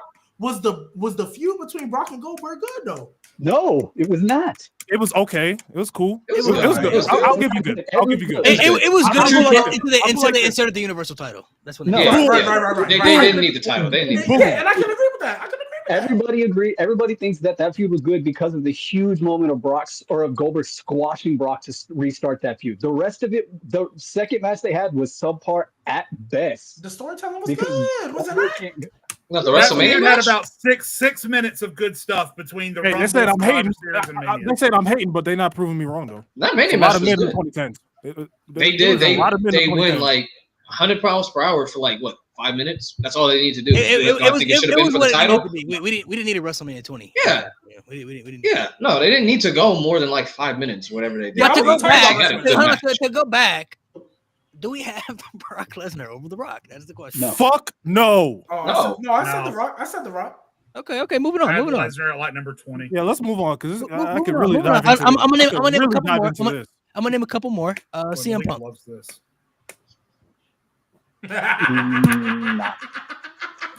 Not over the Rock. Weird. We already know his answer. We know his answer. That was a question. The Rock. You want to elaborate, Jay? They got The Rock. No, I don't. See there Punk's they go ass again. being gone There they for go 10 again. years. What about No, I don't want to elaborate. There they go again with the early 2000s. Ooh. Yeah, I have the Rock over CM Punk. Okay. The Rock. Rock. I'm trying not to crash out. Trying not to. Oh. You already did. It's Daniel Bryan. The Rock. No, I've got Daniel Bryan there. In just WWE? Yeah. We're talking just WWE. We're not talking all of wrestling. We're talking the World Wrestling Entertainment now. Pick it up, pick it. I hold my feet to the fire that if we're talking WWE only, then yeah, The Rock. I've got Daniel Bryan over him on my top 40, but that encapsulates everything. But I guess if you're holding my feet to the fire over this WWE Yeah, only we're talking thing, just WWE. We're not talking all wrestling. all right, then yeah, as long as it's clear that exists, then yeah, The Rock. Okay, you redeemed yourself. Yeah, the Rock. The Rock, for sure. Rock. All right. AJ Styles. Are we just doing AJ and WWE? It's WWE. Obviously. AJ Okay, then WWE yeah, not you're even right. over. AJ could have been top 5 TNA and top 5 WWE independently of each other if they would have just let him cook and kept him in the main event. But because of that streak that he went through where he was stuck in tag teams and middling mid-card feuds, no, he never made it quite to that level in WWE. So no, it's The Rock. But I do have AJ over The Rock on my all-time list. Again, just pointing that out. James, if That's we don't fair. deserve a That's platform, fair. why do you still watch? It's Bad for people's mental health. Probably yours. like James, like real talk. I usually don't do this, but you hear every week, gang. You hear every week, every Sunday. You hear For his in the chat. mental health. Every Sunday you hear in the chat. So if it's bad for mental Bro, health, you're talking about mental Go to health. therapy. My guy, Go bro. to therapy. Go to Like, therapy. therapy, Go to please. therapy. like you hear it every week. So clearly you love watching. Bad for my Clearly. mental health to watch a podcast that I choose to watch every Sunday with my own free will. Word. like, what are we doing? Like, what are we doing? Nigga, do you hate yourself? Do you need a hug? James, Hey, I'm with it's you. me, Let's buddy. you and me go start a podcast. Oh, Lord. We'll be the best podcast ever. Me complaining and you bitching about my complaining. Let's do it. Me and you. Sounds like a normal podcast. That sounds like a normal What podcast. were you saying? That's every week. G, what was your Every answer? week. Let's run Oh through yeah, your it's the answers. Rock. It's the Rock. It's the Rock. Okay. Anyway, It's easy. I won't keep- In WWE, it's The Rock. You know, you said Bro, Rock. put his girl on The Rock. Yeah, I don't. This ain't close. I ain't gonna lie. All right, I'm gonna do 3 more just to see what people say. What about Cody Rhodes? The Rock. Yeah, I mean, The Rock. Depending on what happens with Cody over the next, few years, but right now it's The Rock. Stop. What is Stop. Jay, hold on. You think Cody has a chance to pass The Rock all time? I definitely do. Yeah, I mean, especially if they keep him at the level that he's at. I have serious concerns after he looked like such a big stupid dumbass at WrestleMania. But if they're able to bounce back from that and do what he's been doing as Superman for the last better part of 3 years, then yeah, for sure. Yeah, right now it's The Rock, but I 1000% agree. Once we get little Homelander Cody out the way, and then he go back to being the mega baby face. Oh yeah, he can. Couple more WrestleMania main events, couple more. Yeah, he can for sure pass The Rock. Yeah, he can for sure pass The Rock. Wait, Gee, where do you? Okay, I need to know the placing y'all each have The Rock at, because I'm hearing some things and I'm just like, yeah, where do y'all each have Rock all time? All time, all encapsulated, every company, everything they ever did. I have The Rock. Just again. WWE. Just WWE. Oh fuck, I don't know. I'd have to do another list. If you're asking me right now, everybody I'd put over him, just WWE. Cena, Undertaker, Shawn, Cena, Undertaker, Shawn, Stone Cold, yep. Roman. I'll put Roman on him too, man. That might be it. That might be it. Honestly, that might be it. All right. For now. Nate, did you say Cody or you said Rock? No, The Rock. As far as peaks go, if we talking peaks, I put Cody. But yeah, The Rock. Overall, The Rock. Well, that's why I feel like he can pass him, because it's not like The Rock was here for 15 plus years. Cody, give me 2 more and keep cooking. We can have that conversation. Okay, Rock. Is that crazy, Mo? You love longevity. You a longevity merchant. You made a good point. No, you made a good point. I was thinking about another point y'all made before. I'm just. You still thinking about Rock? What about this one? These next two might be interesting. What about Chris Jericho? Man. In WWE? Yeah, WWE, I still got to. I was like, nigga, fighting with Brett right now in WWE. I'm still getting into The Rock. WWE. You say that's a bad thing, bro. Again, Jericho could have surpassed The Rock if they'd just let him cook in the 2000s, but I'll give you that. But no. Yeah, it's The Rock. It's easily The Rock. Easily. Too much time away, too unreliable. Booking was too inconsistent. And I'm not gonna lie, Chris Jericho legacy keeps falling down the longer he wrestled in AEW. That legacy keeps going down. What about Kurt Angle? No, not WWE only. The Rock. Again, I've got Kurt Angle at like number 9, everything included, but WWE only, no, it's still The Rock. This next two are going to be. I think we'll say Akira Tozawa. What about? Let's get the easy one out of Undertaker. Yeah, Taker. Yes. Taker clears. Taker clears. What about Edge? No. I knew that name was coming up. Gee, stop. I knew that name was coming up. Stop. Last one. What about Rated R Superstar? Woo! I knew that name was coming up. I was waiting for it. That's why I pulled out the picture. I thought it was coming sooner. Are we thinking about this? Yeah, I am. Yeah. You might have to, gang.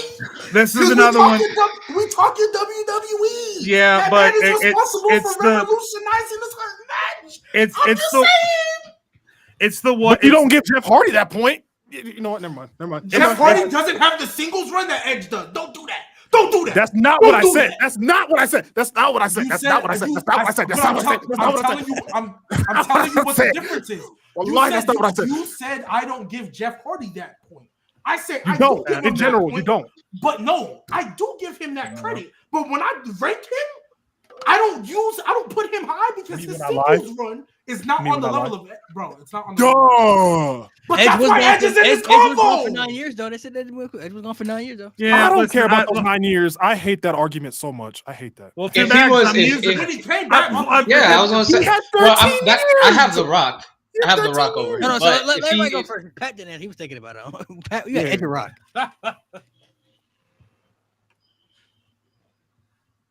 And I still got to take the rock on this. I love Edge, I do, and I think he accomplished a lot, and he was great, and everything that he went through, even with the 9-year layoff, I don't include that, but I think just as in terms of WWE and what that particular person is to the company, I'm taking the rock. It's closer than a lot of people think because you have to include Edge's tag team success in it as well, but Mo doesn't like it. I don't give a shit. If Edge had been able to wrestle that 9 years, get a few more main events under his belt, get a few more titles under his belt, even if the comeback had been better than it was, because the comeback, in my opinion, ended up being so disastrous because he ran into COVID, which isn't his fault. And then he had the Judgment Day story, which went on for 6.5 fucking years, it felt like. The comeback was so disappointing to me. If the comeback had been better, even, he might have been able to surpass The Rock. But based on the 9-year absence and the comeback being what it was, I still got The Rock over Edge, yeah. Hey, but Jay, think about it, though. Is he not the catalyst for one of the most over heels in WWE right now, Dominic Mysterio? Is he not the catalyst for that? Come on. Yeah. He's elevating people, man. When The Rock elevate niggas like that, man. If I use that for Bret Hart, though. Bret Hart elevated Stone Cold Steve Austin. You're right. He did. And Sean. Sure. And his brother. What you mean, sure? Oh, wow. We're going to do that, G. Who are you taking?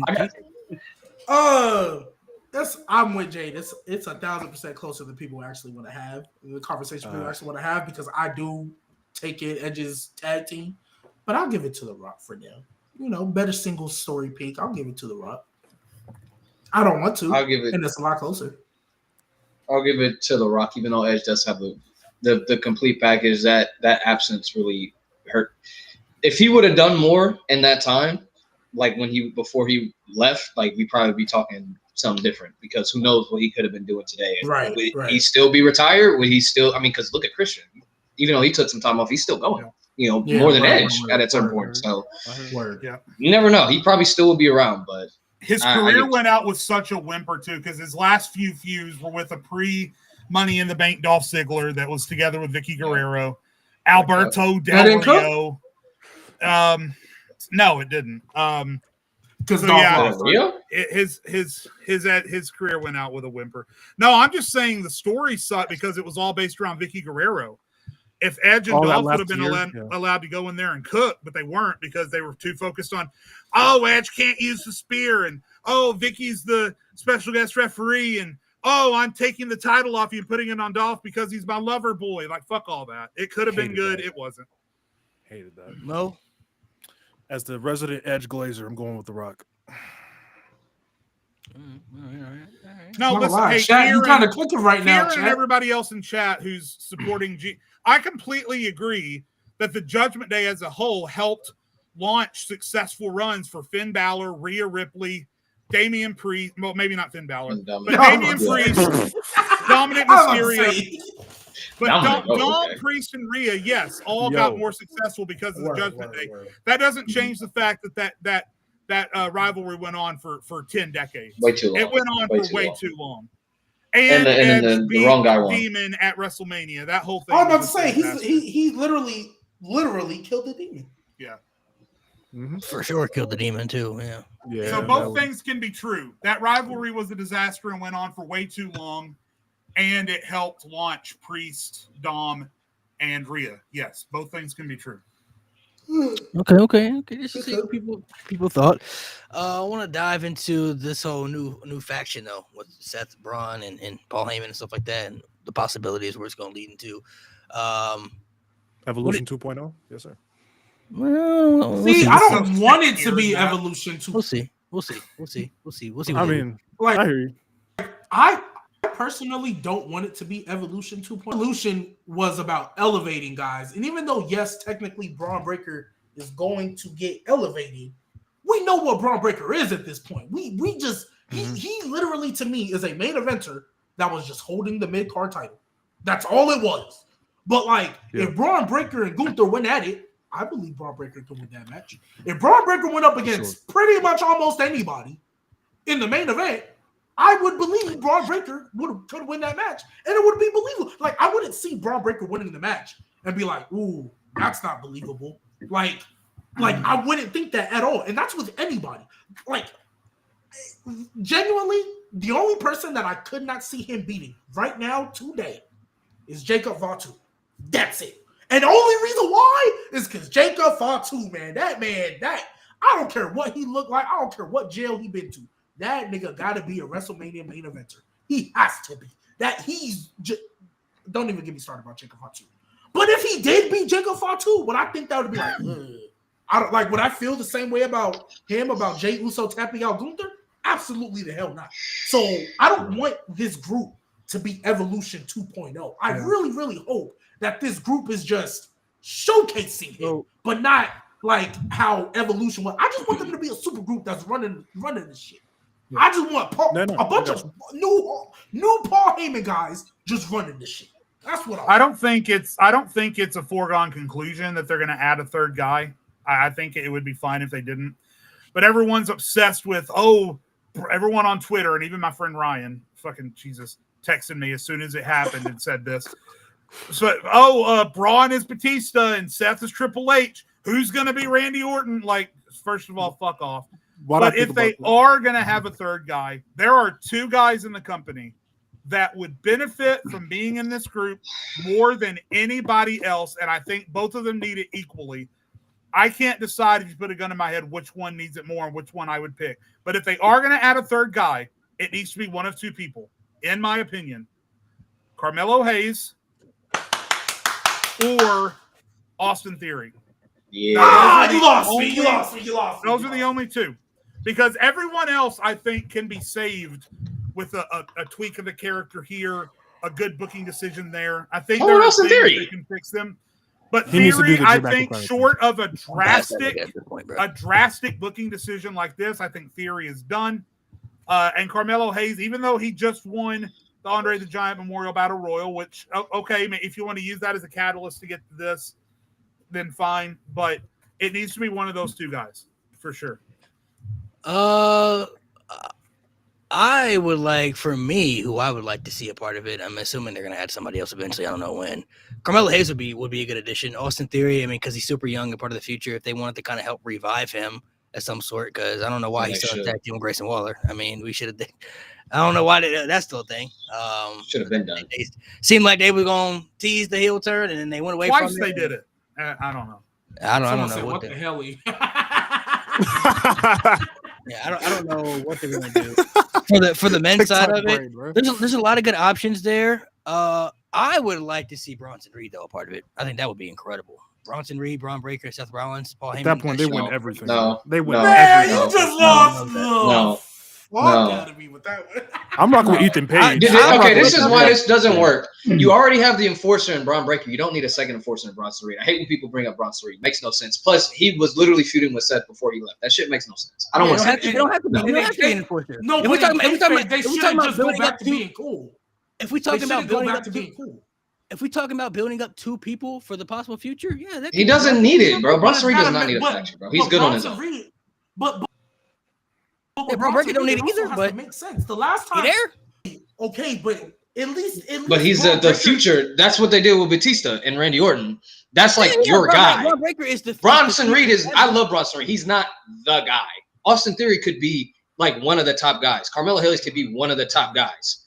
Yes, Austin Theory has everything it takes to be one of the top guys. He absolutely does. Thing, though, but Bronson Reed's not. He's not. It also has to make sense because Bronson Reed, last time he was on TV.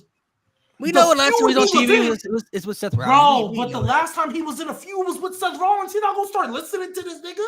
We know that. Mate. Let me listen to you. It's not so like that storyline. It's more so of the Paul Heyman fact. It's not more so him listening to Seth. It's more so of the Paul Heyman fact. Like I don't look at Braun Breaker. He was against Paul Heyman last time. He was literally on the opposite war. Yeah, he was. He literally was. He literally injured himself taking out a Paul Heyman guy. That dynamic effect where he can bring niggas in like that. He do it all the time. It wouldn't make sense if that's the last time. Realistically, if we're talking from a storyline perspective, didn't he not turn on CM Punk many years ago? And CM Punk was friends with that nigga again, and he turned on him again. So realistically, like Paul Heyman always got that cycle. It's like where he 13 years ago. brings people back Oh, in. 13 years But it still happened. But Talking it's like still over a fair. decade To ago. be Still fair, turned it on him. still Over a happened. decade ago. He still To turned be on fair, him, it still happened. Okay, Still it's did. okay, but it's different. and then he when turned you on him have again. Wait, it's different. when you- Again, he was dumb it's- enough to believe him again. It's no, because it's a little different when you have a Turned on him okay. again. Now we're being disingenuous because I'm gonna use the Kevin Owens How does Sami this genuine Zayn happen? It literally because happened. because it's a little disingenuous to bring that up when you have a Kevin Owens Sami Zayn dynamic as well. Triple H, Shawn Michaels, Bayley, Sasha Banks. That's literally a story they've told you. Where like, yeah, they're like brothers, they're like sisters. Yeah, they're gonna fight, they're gonna turn. Bronson Reed and Paul Heyman don't have that relationship. Yeah, they're not Bronson brothers. Reed. That's Seth and Seth Rollins ain't brothers. Yeah, that hasn't. But they been could tell that. I'm established. saying they could tell that though. And they make the wouldn't be point. They make the good. point on It wouldn't be commentary good. that CM Punk It was wouldn't be the good. first Paul. He's the first Paul Heyman guy. So of course, there's always going to be that link and that brotherhood that Technically, it was they Brock always had. Technically, it was Brock Lesnar. Well, yeah, it was Brock Lesnar. Well, yeah, it was Brock Lesnar. Yeah, it was Brock Lesnar. But you after have Brock, to look after at, Brock, it was CM Punk, and they've had that relationship. The only guy that. Oh wait! You making this argument about CM Punk and Paul Heyman? What the fuck? Didn't Paul Heyman turn on Brock Lesnar? What the fuck? And they got back together years later. He turns on So everybody. what the fuck is the point? So what's the point? What's wrong with CM Punk and Paul Heyman coming back together? I'm not saying that's a problem, but I'm saying Paul Heyman has that dynamic effect where he could bring in a. He does on people that he's close with. He's not close with Bronson Reed. Yeah, he's not close It's with not Bronson about At him. all. It's At not all. about that, bro. It's not about him being close to Bronson. It's about the future and who he sees and people built around him to protect him from the niggas that he's going against.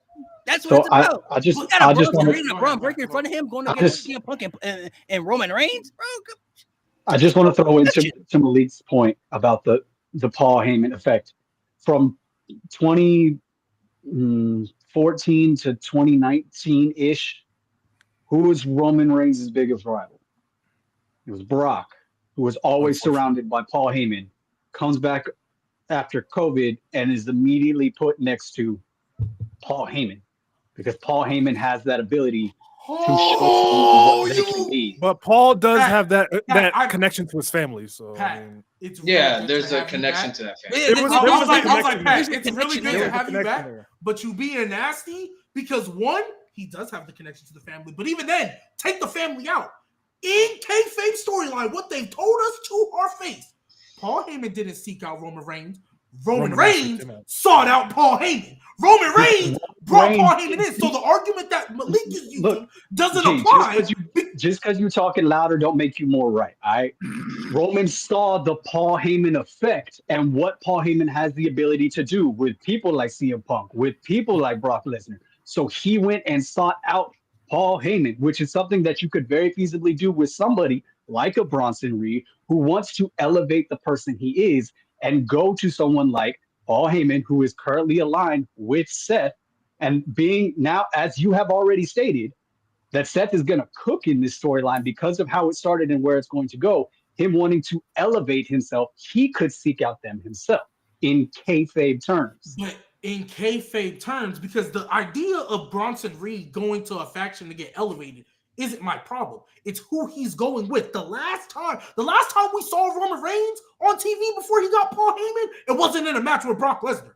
He was about to fight Oldberg before the last time we saw Roman Reigns on TV. The last time we saw Bronson Reed, he was in a feud with Seth Rollins during the War Games match. Matter of fact, when Seth Rollins turned heel, what did Bronson Reed go and say? But I was the bad guy. I told y'all. Said this all along. I told y'all. In kayfabe wise, I'm not saying Bronson Reed can't get elevated or put in a feud, but with this story and everything they've been telling, and especially the way Paul Heyman and Seth Rollins, they're really key attention to detail. To me, I'm not saying it's a story they couldn't tell, but as we said last week, just because it's a story doesn't mean it's good. That would be a literal situation where being like, okay, it makes no sense that they're doing this, but sure, fine, whatever, let's keep it pushing. But it wouldn't make sense logically, especially in a world where even people who are both heels, if they hate each other, they still hate each other, a la Drew McIntyre with the rest of that fucking bloodline, right? You can still hate each other, not be with each other, but hey, you know what I mean? We're both heels. And Bronson Reed being in that group would make zero sense. Braun Breaker makes a little bit more sense because in NXT, we saw the connection with Paul Heyman. Paul Heyman was literally in that nigga corner.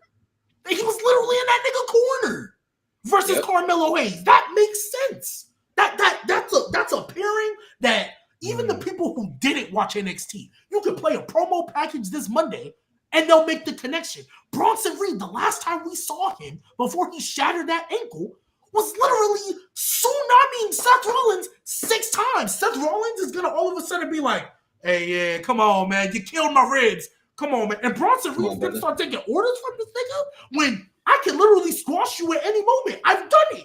I took you out. Why would I start listening to you? That logically, that makes no sense. It would be dumb. Like, it still gotta make sense.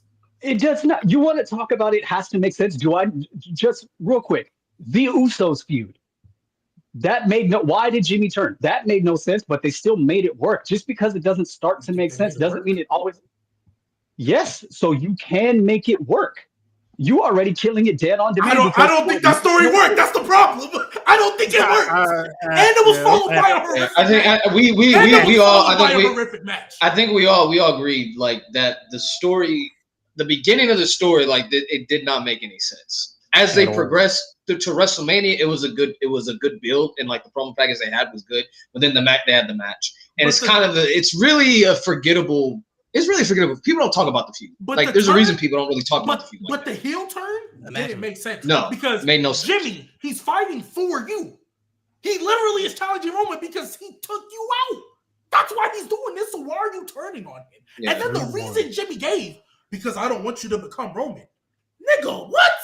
Roman. And then he joined Roman. Roman. It was like one night he literally comes out to a song which says, they talking family first. I put that in the past. And then like later in the night, he's back with his family again. I was like, all right. And then he even changed the song. And it's still a song. Because even when he turned on Jay, he literally, I think he told Solo, he's like, I didn't do this for y'all. I'm not joining y'all. And then went right back to the bloodline.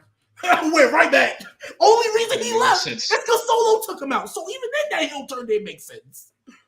But what I'm saying is, just because in the moment it doesn't make sense doesn't mean they can't make it make sense. That is what I'm saying. If you kill it dead on arrival when it starts, of course you're going to think it's not going to make any sense. Like you're already deading it and it hasn't even happened yet. You can make something like that. You can make Seth, who is the visionary, the revolutionary, he was the Monday Night Messiah. He was beating down Buddy Murphy for as long as he has, and then he ended up joining him. You can make the psychological advantage that Seth and Paul have over people a way to bring Bronson in. I'm not saying they're going to. I'm saying they can make it make sense. They could, but it's not the best option.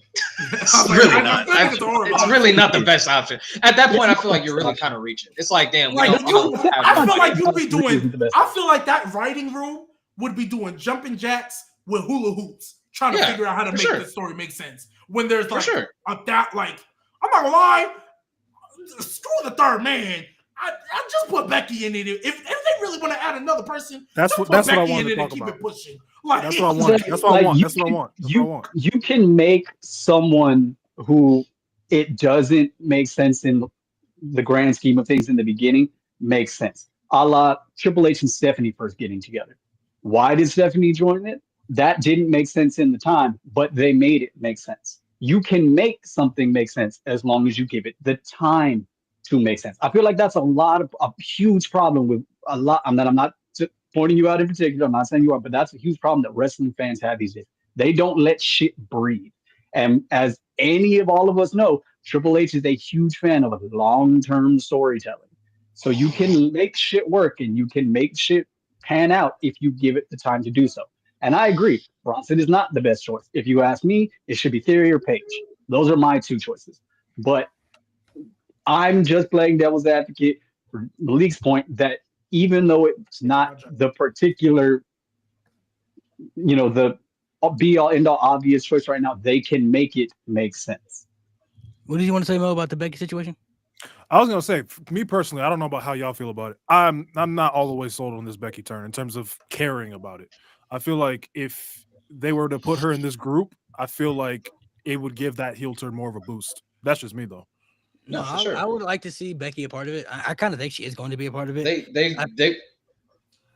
they've never let the woman be a part of the main storylines. When they have That's what I was women gonna say, who yeah, could be part of the main storylines, I feel like Becky could really be that first to be like, hey, Well, I mean, they my- did my it with actually thing is- Rhea. include the women's division. I mean, they kind of did it with Rhea, but I get your point. If They they kind of add, did, but that shit was mid. Anyway, if they add Becky a Yeah. part of it, I would kind of like to see them put somebody else in there too. Because I'm looking at it like if they have Seth as like I guess their guy, Braun Breaker is a part of the future. Becky, in terms of for the women, she's already reached that established. If they add another woman in there to help elevate, like they're doing with Braun Breaker, I mean that could be good on both scenarios right there. So that's what I would like to see. I mean, and they could have plenty of people down at NXT, like G's always said, you can bring up and part of that, that could maybe benefit from it. So Becky being a part of it would make a lot of sense though if they wanted to go that route. And I think they could redo what they tried to do back in 2019 when they put them together when they were both baby faces. And it didn't work out. Oh, hey, the man's man. Hey, talk about something that makes sense. And hey, we gotta let it breathe. Hell no. That was terrible. We're talking The most interesting part of that. I don't. The most interesting part of that was Baron Corbin hitting the end of the day. Even Becky, That was the most interesting part. Becky and Seth are confused. So let's not give that. Let's not give what Pat said too much. Because that means I would have to give any kind of talking point to Lacey Evans, and that bitch can fall in a fucking hole. Fuck Lacey Evans. Yeah, Lacey Evans being the main event was kind of doomed to be bad from the beginning. So I mean, they were trying to push her at a time when with Baron Corbin at all people too against Seth and Becky. It was a weird time, man. It was a weird time. If they were to add so if they added Becky and they put another woman in there, and let's say it was Paul Heyman, Braun Breaker, Seth Rollins, Becky Lynch, and another woman, who would you guys think would be a good fit? Like if you had to put somebody else in to help elevate, like you're gonna put this person in that position to help elevate up, like what they're doing with Braun Breaker to be an established superstar for the women's division. Oh. Honestly, been liver if Becky didn't turn.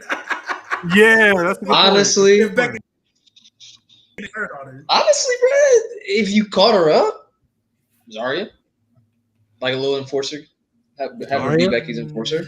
I was going to say Jordan, but I feel like Jordan's better as a. I think Jordan's better as a baby. Yeah. Like for now. Well, Nate, to your point, I feel like if you're going to add another woman, it's somebody who's probably going to need it. Because Roxanne doesn't need it. Julia, even though she got her accent, she don't need it. Jordan doesn't need it. Hell no. Oh, I just saw. Yeah, you saw that. Nikita. Hell no. Because I'm looking at somebody. I'm looking Just at ass. somebody. I'm looking at somebody like when Braun Breaker's in that position, like he has the it factor for me, like somebody that I know could be a main event guy. Yeah. So I would put somebody else in there who I think has all the credentials and tools to be in there. I'm looking at somebody like They a just need Jada that Parker or boost. something. Like a Jada Parker, somebody got like all the credentials, great heel. You plug her in there. I don't know for that. I don't think she fit the dynamic. I think Jada Parker's Willow past over that Jada. now. I think Jada Parker's past that now. Like, I think she can literally come in and maybe not have the immediate push, but she can be your next Bianca Belair, but the heel version that we thought we were going to get. Like, she doesn't. I don't think Jada. I think Jada Parker's past that. I think at this point. Yeah, I think in that regard, I would probably take Lola over Jada, just in that particular situation. Who? I mean, Lola has she's shown that she can go, she can talk, she has the look, she actually does have a legitimate fighting background. Like, I could see Lola kind of filling that spot, but I mean, it's really hard when you talk about pulling people up because the NXT women's roster is fucking stacked unbelievably. But then there are those certain people like. I don't think you could do it with like a Soul. Like Soul's too much of a baby face to do it. Yeah. Thea's too small and hasn't established herself that much yet. So there are some candidates there, but then you have to look at other aspects of things like that. But like I said, I could see somebody like Lola, maybe even what the hell's her name? Dame? Izzy? Dame? Is that her name? Oh, Izzy Dame? Yeah. I haven't seen enough from her. Izzy Dame might. I haven't seen enough from her, but I'm not mad. And she that wouldn't be bad. She's not ready to move up yet. But I wouldn't mind pulling in someone like Shayna. I think Shayna's supposed to be getting a push for fucking ever, but she's kind of dead on arrival at any point that anything she does because she's been squashed to all dog water at this fucking point. And it pisses me off because I'm not gonna lie. As Shayna's #1 fan for the longest, bro. The Pure Fusion Collective, bro. They need to go. They need to go to AEW. You hating on the stud line, though? Come on. Stud line, man. Stud line is crazy. They could have had chances to push Shayna after she beat Ronda Rousey, but they never capitalized on that. They didn't have to do that. Like, even though the match was bad, like she choked out Ronda Rousey. Like, Izzy does date Braun, huh? Yeah, Izzy is dating. But if Braun. you had Becky too, that's just two power couples. I don't want Yeah, no. Like that's OD. That's OD at that point. Because then eventually we're gonna get the mixed gender tag match that they're. Ew! Someone said Shotzi, bro. Why? Why would you put her in this situation? Unyeast in the bread, bro. Watch out. Shotzi Blackheart. Yeah, I'm sure. Yeah, I like. I mean, I'm looking at somebody Kevin that James. you put up to the next scene, bro. So I mean, it's got to be Just somebody naming that fits people that fits that bill that you could see as like a next main eventer for that particular division, whether it's the men or the women's division. So you know what I would love to see, low key, like if they're gonna have Becky lead somebody or be the leader of somebody. Honestly, what if she led this new NXT Women's Division? Like she just brought people up instead, and she ran the women's division with them. Like brought up a couple heels, and it ain't got to be a full 7 because I don't think 7 was ever gonna work. But she can have a little 3 woman 4 woman group and just run it. Like if she really wanted to, I wouldn't mind that low key. I think that would actually be pretty fire if she ran this group. Yeah, if she ran the group instead of just like bringing up 4. Because you know me, I've been pushing a female nexus for the longest. Like you got the roster, just that's what I thought we were getting. That's what I thought we were getting on Monday when Roxanne first came out. No, it was only 2 of them, so I was like, nah. Yeah, but then Rhea popped up. I'm like, all right, bro. Here we go. They can still do something with that though. Because that was kind of surprising to me. Like, whoa, they got all these people up here already. Like, okay. Well, Roxanne been up there. I knew that was coming. Okay. Julia, I'm not surprised either. We'll see. We'll see when they get this draft going. Yeah, the draft gonna tell. Yeah. Because I'm not gonna lie. When they announced Fraxium on Smackdown, I'm like, wow, y'all are some assholes. Y'all hate Raw.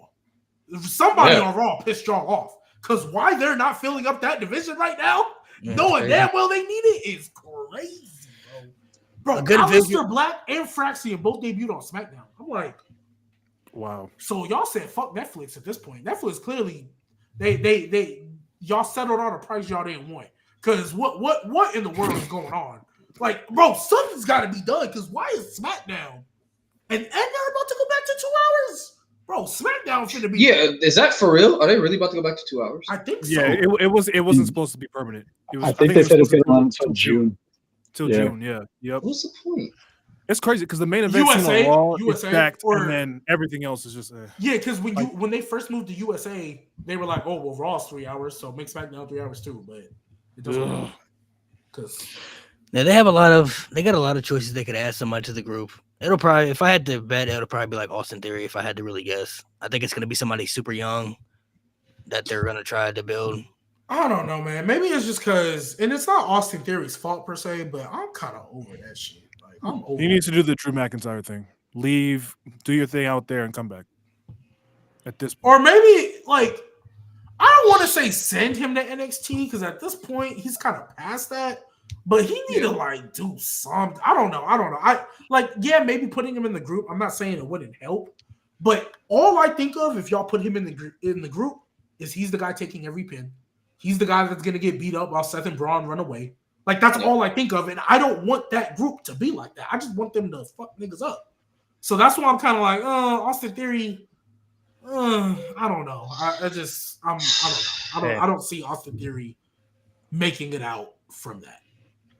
Yeah, I don't know if Austin Theory is. I mean, I can't say he's not a good catalyst for it, but just based off how they used him over the last couple of years, I don't know, man. I mean, NXT, I don't think will be bad for him at this stage. I think they should have kept him down there when him and Grayson Waller had that match with the Obafemi. Just kept them all down there and split them up that way. Well, they're not doing nothing in the tag division, and they're technically on SmackDown. So, like, and now that the New Days are heels, who's the tag team at Raw? I hope this. I'm assuming. I'm literally assuming. We need a draft. I'm literally assuming Pretty Deadly and Motor City Machine Guns are literally heading over. Going back, yeah. I'm assuming because who else is New Day going to feud with?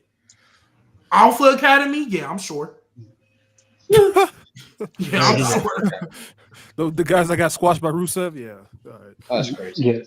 Yeah. Like I said, I think Theory, again, it's just one of those things that once you've been naffed beyond all recognition to try and rebuild it at this point, it's just hard to make it work.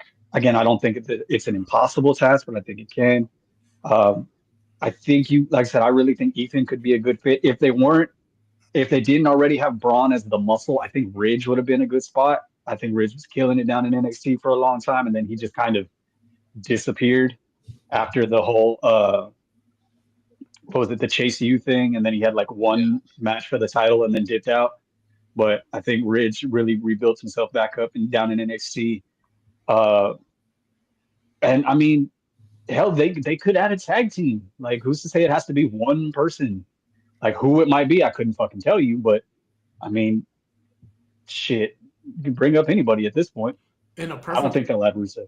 In a perfect world, when I was fantasy booking this, I assumed they was going to be with Cena. So you would have had Cena, Seth, Braun, and then I would have put the New Day in there because that's literally perfect for War Games. That's literally going to set up your 5-on-5 War Games because then you can have. We're still doing War Games. Yeah, bro. I told you as soon as they introduced it, they're not advertising it again. So no, they are. They literally advertise the cage and everything. They're doing War Games again. Honestly, you know what I think they're doing War Games, bro. Ever since War Games came up to the main roster, I was like, Triple H, this is literally what he wants to do. That's why War Games happened every year in NXT.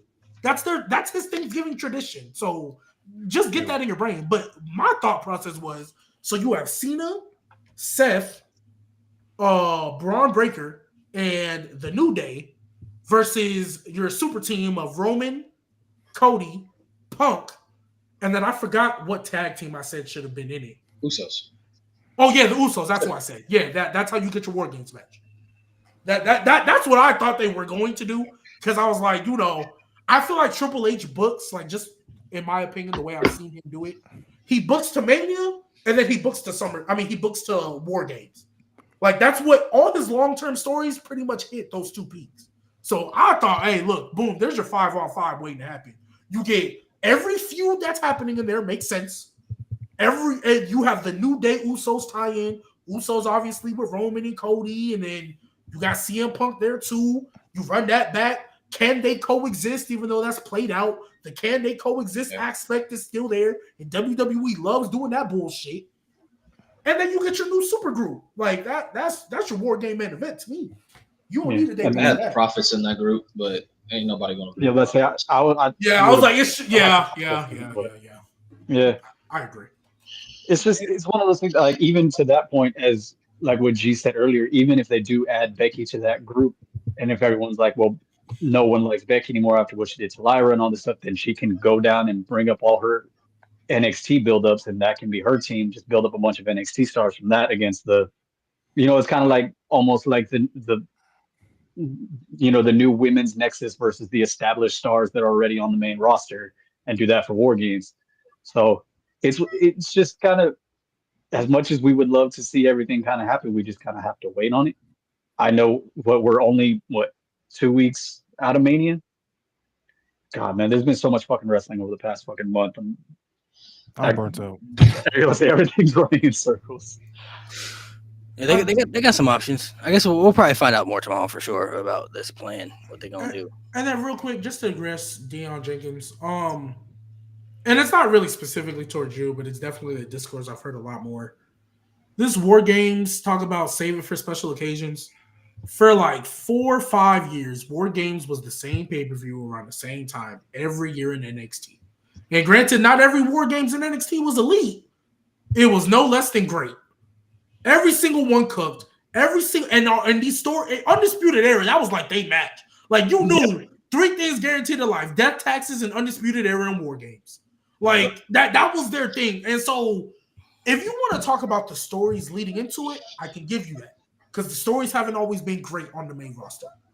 But War Games being at the same time, especially for women. But War Games being at the same time every year, nobody if you're going to complain about anything, complain about the stories going in. But don't complain that it happens every year at the same time. Because they were doing it before it came to the main roster. Every year, you knew you were getting an Undisputed Era War Games match. What baby faces are they going against this time? That's literally what you got every year. Right, so that's not the issue. The issue is the stories, because the women's War Games in NXT used to cook. These ones, I think they have one good one.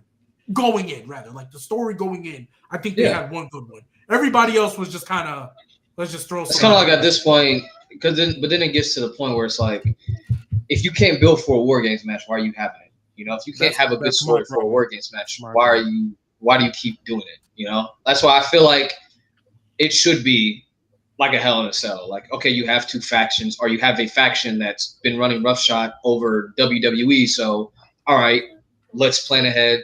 All right, we're going to have it in June rather than we have to wait all the way to November. Like, I remember they was trying to have the Pure Fusion Collective. That was supposed to be the War Games match. That's why the Women's War Games match was so, like, rushed and felt like the story wasn't there, because that was supposed to be the Pure Futures Collection match. And so they were building towards War Games. When they realized no one cared, they pivoted to something that made no sense. But at that point, it's kind of like, just don't have it be in a War Games match. You could have had that. That could have been a regular Survivor Series match at that point. And that would have been fine. That's how I feel. I'm like, just build it as a Survivor Series match, and if the feud like calls for it, then put in War Games. But I guess my thing is like, and I hear y'all what y'all saying about build to a regular Survivor Series, but technically, if we build to a regular Survivor Series and people still don't care, we're gonna get the same complaints. That was the biggest thing for a minute. Get rid of Survivor Series. It doesn't matter, right? Especially because we got two brands, but brand split, LOL. Nobody like the brand split doesn't, because they would have the draft literally the month before Survivor Series. The month before the show, and then why were they fighting? And even when they do the draft now, can y'all tell me what brands Cody Rhodes is on? Because I damn don't know. Smackdown, technically. He's on Smackdown till WrestleMania season. You were like, literally when they went to Netflix, they're like, all right. And CM Punk was on Raw till WrestleMania season, and he was on SmackDown the whole time. Mm-hmm. Like, so that's what I'm saying. They don't really care about the brand split as much as they should. The only time they care about it, real talk, is tag teams and mid cards. But main event, it's a free for all. Like Drew. The only reason Drew McIntyre went to SmackDown is because of a quote unquote trade. But it was the only excuse they could use so they could have the Drew McIntyre Damian Priest match.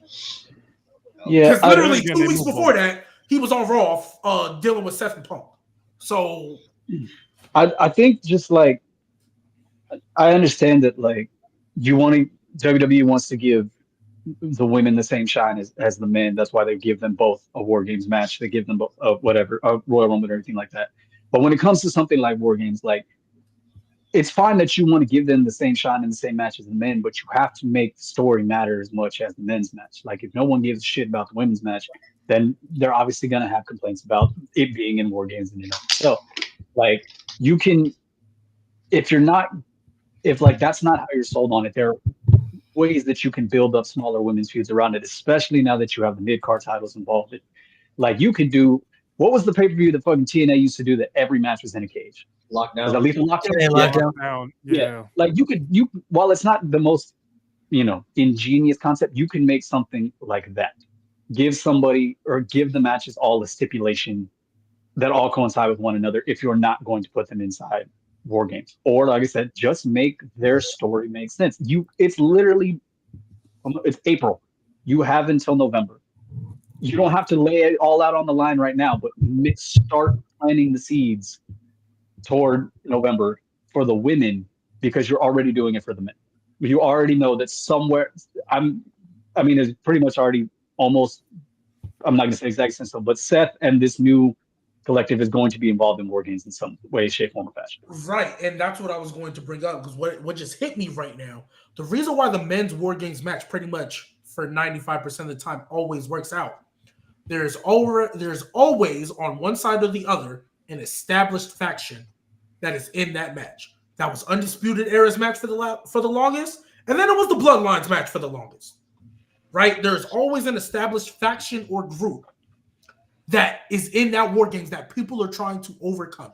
The only time they did it with the women was Damage Control, and that is not hard to overcome. Bianca 1v3 them niggas. It's not hard to overcome Damage Control. Yeah. Like, it's really not. Bianca did it. Like Becky did it. Bro, Bianca and Becky both 1v3 soloed them niggas. They didn't need help. Rhea would have done the same thing. Oh, man. Like Rhea would have done the same thing. Technically, Bayley did the same thing. Technically. So, overcoming Damage Control meant nothing because everyone did it. If Damage Control would have first debuted and they would have won all the titles like they were supposed to, and went roughshod, all right, cool. Now you can have, hey, we need to overcome these guys because they're a force to be reckoned with, right? But they're not. So you just got all the super baby faces, and the heels have, I don't think the heels have won a single women's War Games match yet, right? The main roster, I don't think so. On the main roster, no. It's always been the babyface women. So it's like you're technically supposed to be overcoming these women, but you always overcome them. At least with the bloodline, I didn't know who was going to win that match. There was at least some intrigue, like, are the babyfaces going to win? Or are they not? And honestly, they didn't always. Right? Even the Judgment Day one. I think me and Malik were the main ones. Were like, Judgment Day honestly could use the win, but I don't know if they're going to get it. Now, obviously, once they announced Randy coming back, I was like, yeah, Randy's not losing his fucking first match at War Games. And I've been predicted that CM Punk was coming because I'm like, you can't script that any better. But before they announced Randy Orton, I was like, Judgment Day really could use this win if they really wanted. Like, they could use it. And there's at least intrigue there. There's no intrigue with the women because, one, there's not an established faction that people fear. Mm-hmm. And we know the babyfaces are going to win. Like, it never fails. So that's what I'm saying. Like, now, like, you have established women's heels. You have Naomi. You have, hell, you could put Naomi and Nia together and build that going forward if you needed to. I'm just spewing out names. Like, or Roxanne or something, like, just start piecing pieces together. Again, you don't have to lay it all out right now. Like, oh, here's the new women's faction, and just immediately throw it all in our faces. But you can start planting the seeds to that. Whether or not WWE will do that, if they bring up a female nexus of sorts, like I said, that'll probably be the most interesting War Games match we're gonna get for the women because we don't know who's gonna win that, and you would have had 4 months in between, or really 6 months in between, to establish, hey, here's our new female nexus. People got to overcome that because they keep whooping everybody's ass. Yep. Facts. All right, fellas, we'll go ahead and sign off here. Thanks, Pat, for coming through to be a part of the pod again. We'll have you back on for sure. Thanks everybody for coming through, man. We had over 330 people in here watching, so appreciate y'all. Make sure you guys like the video, subscribe to the channels, man. We'll be back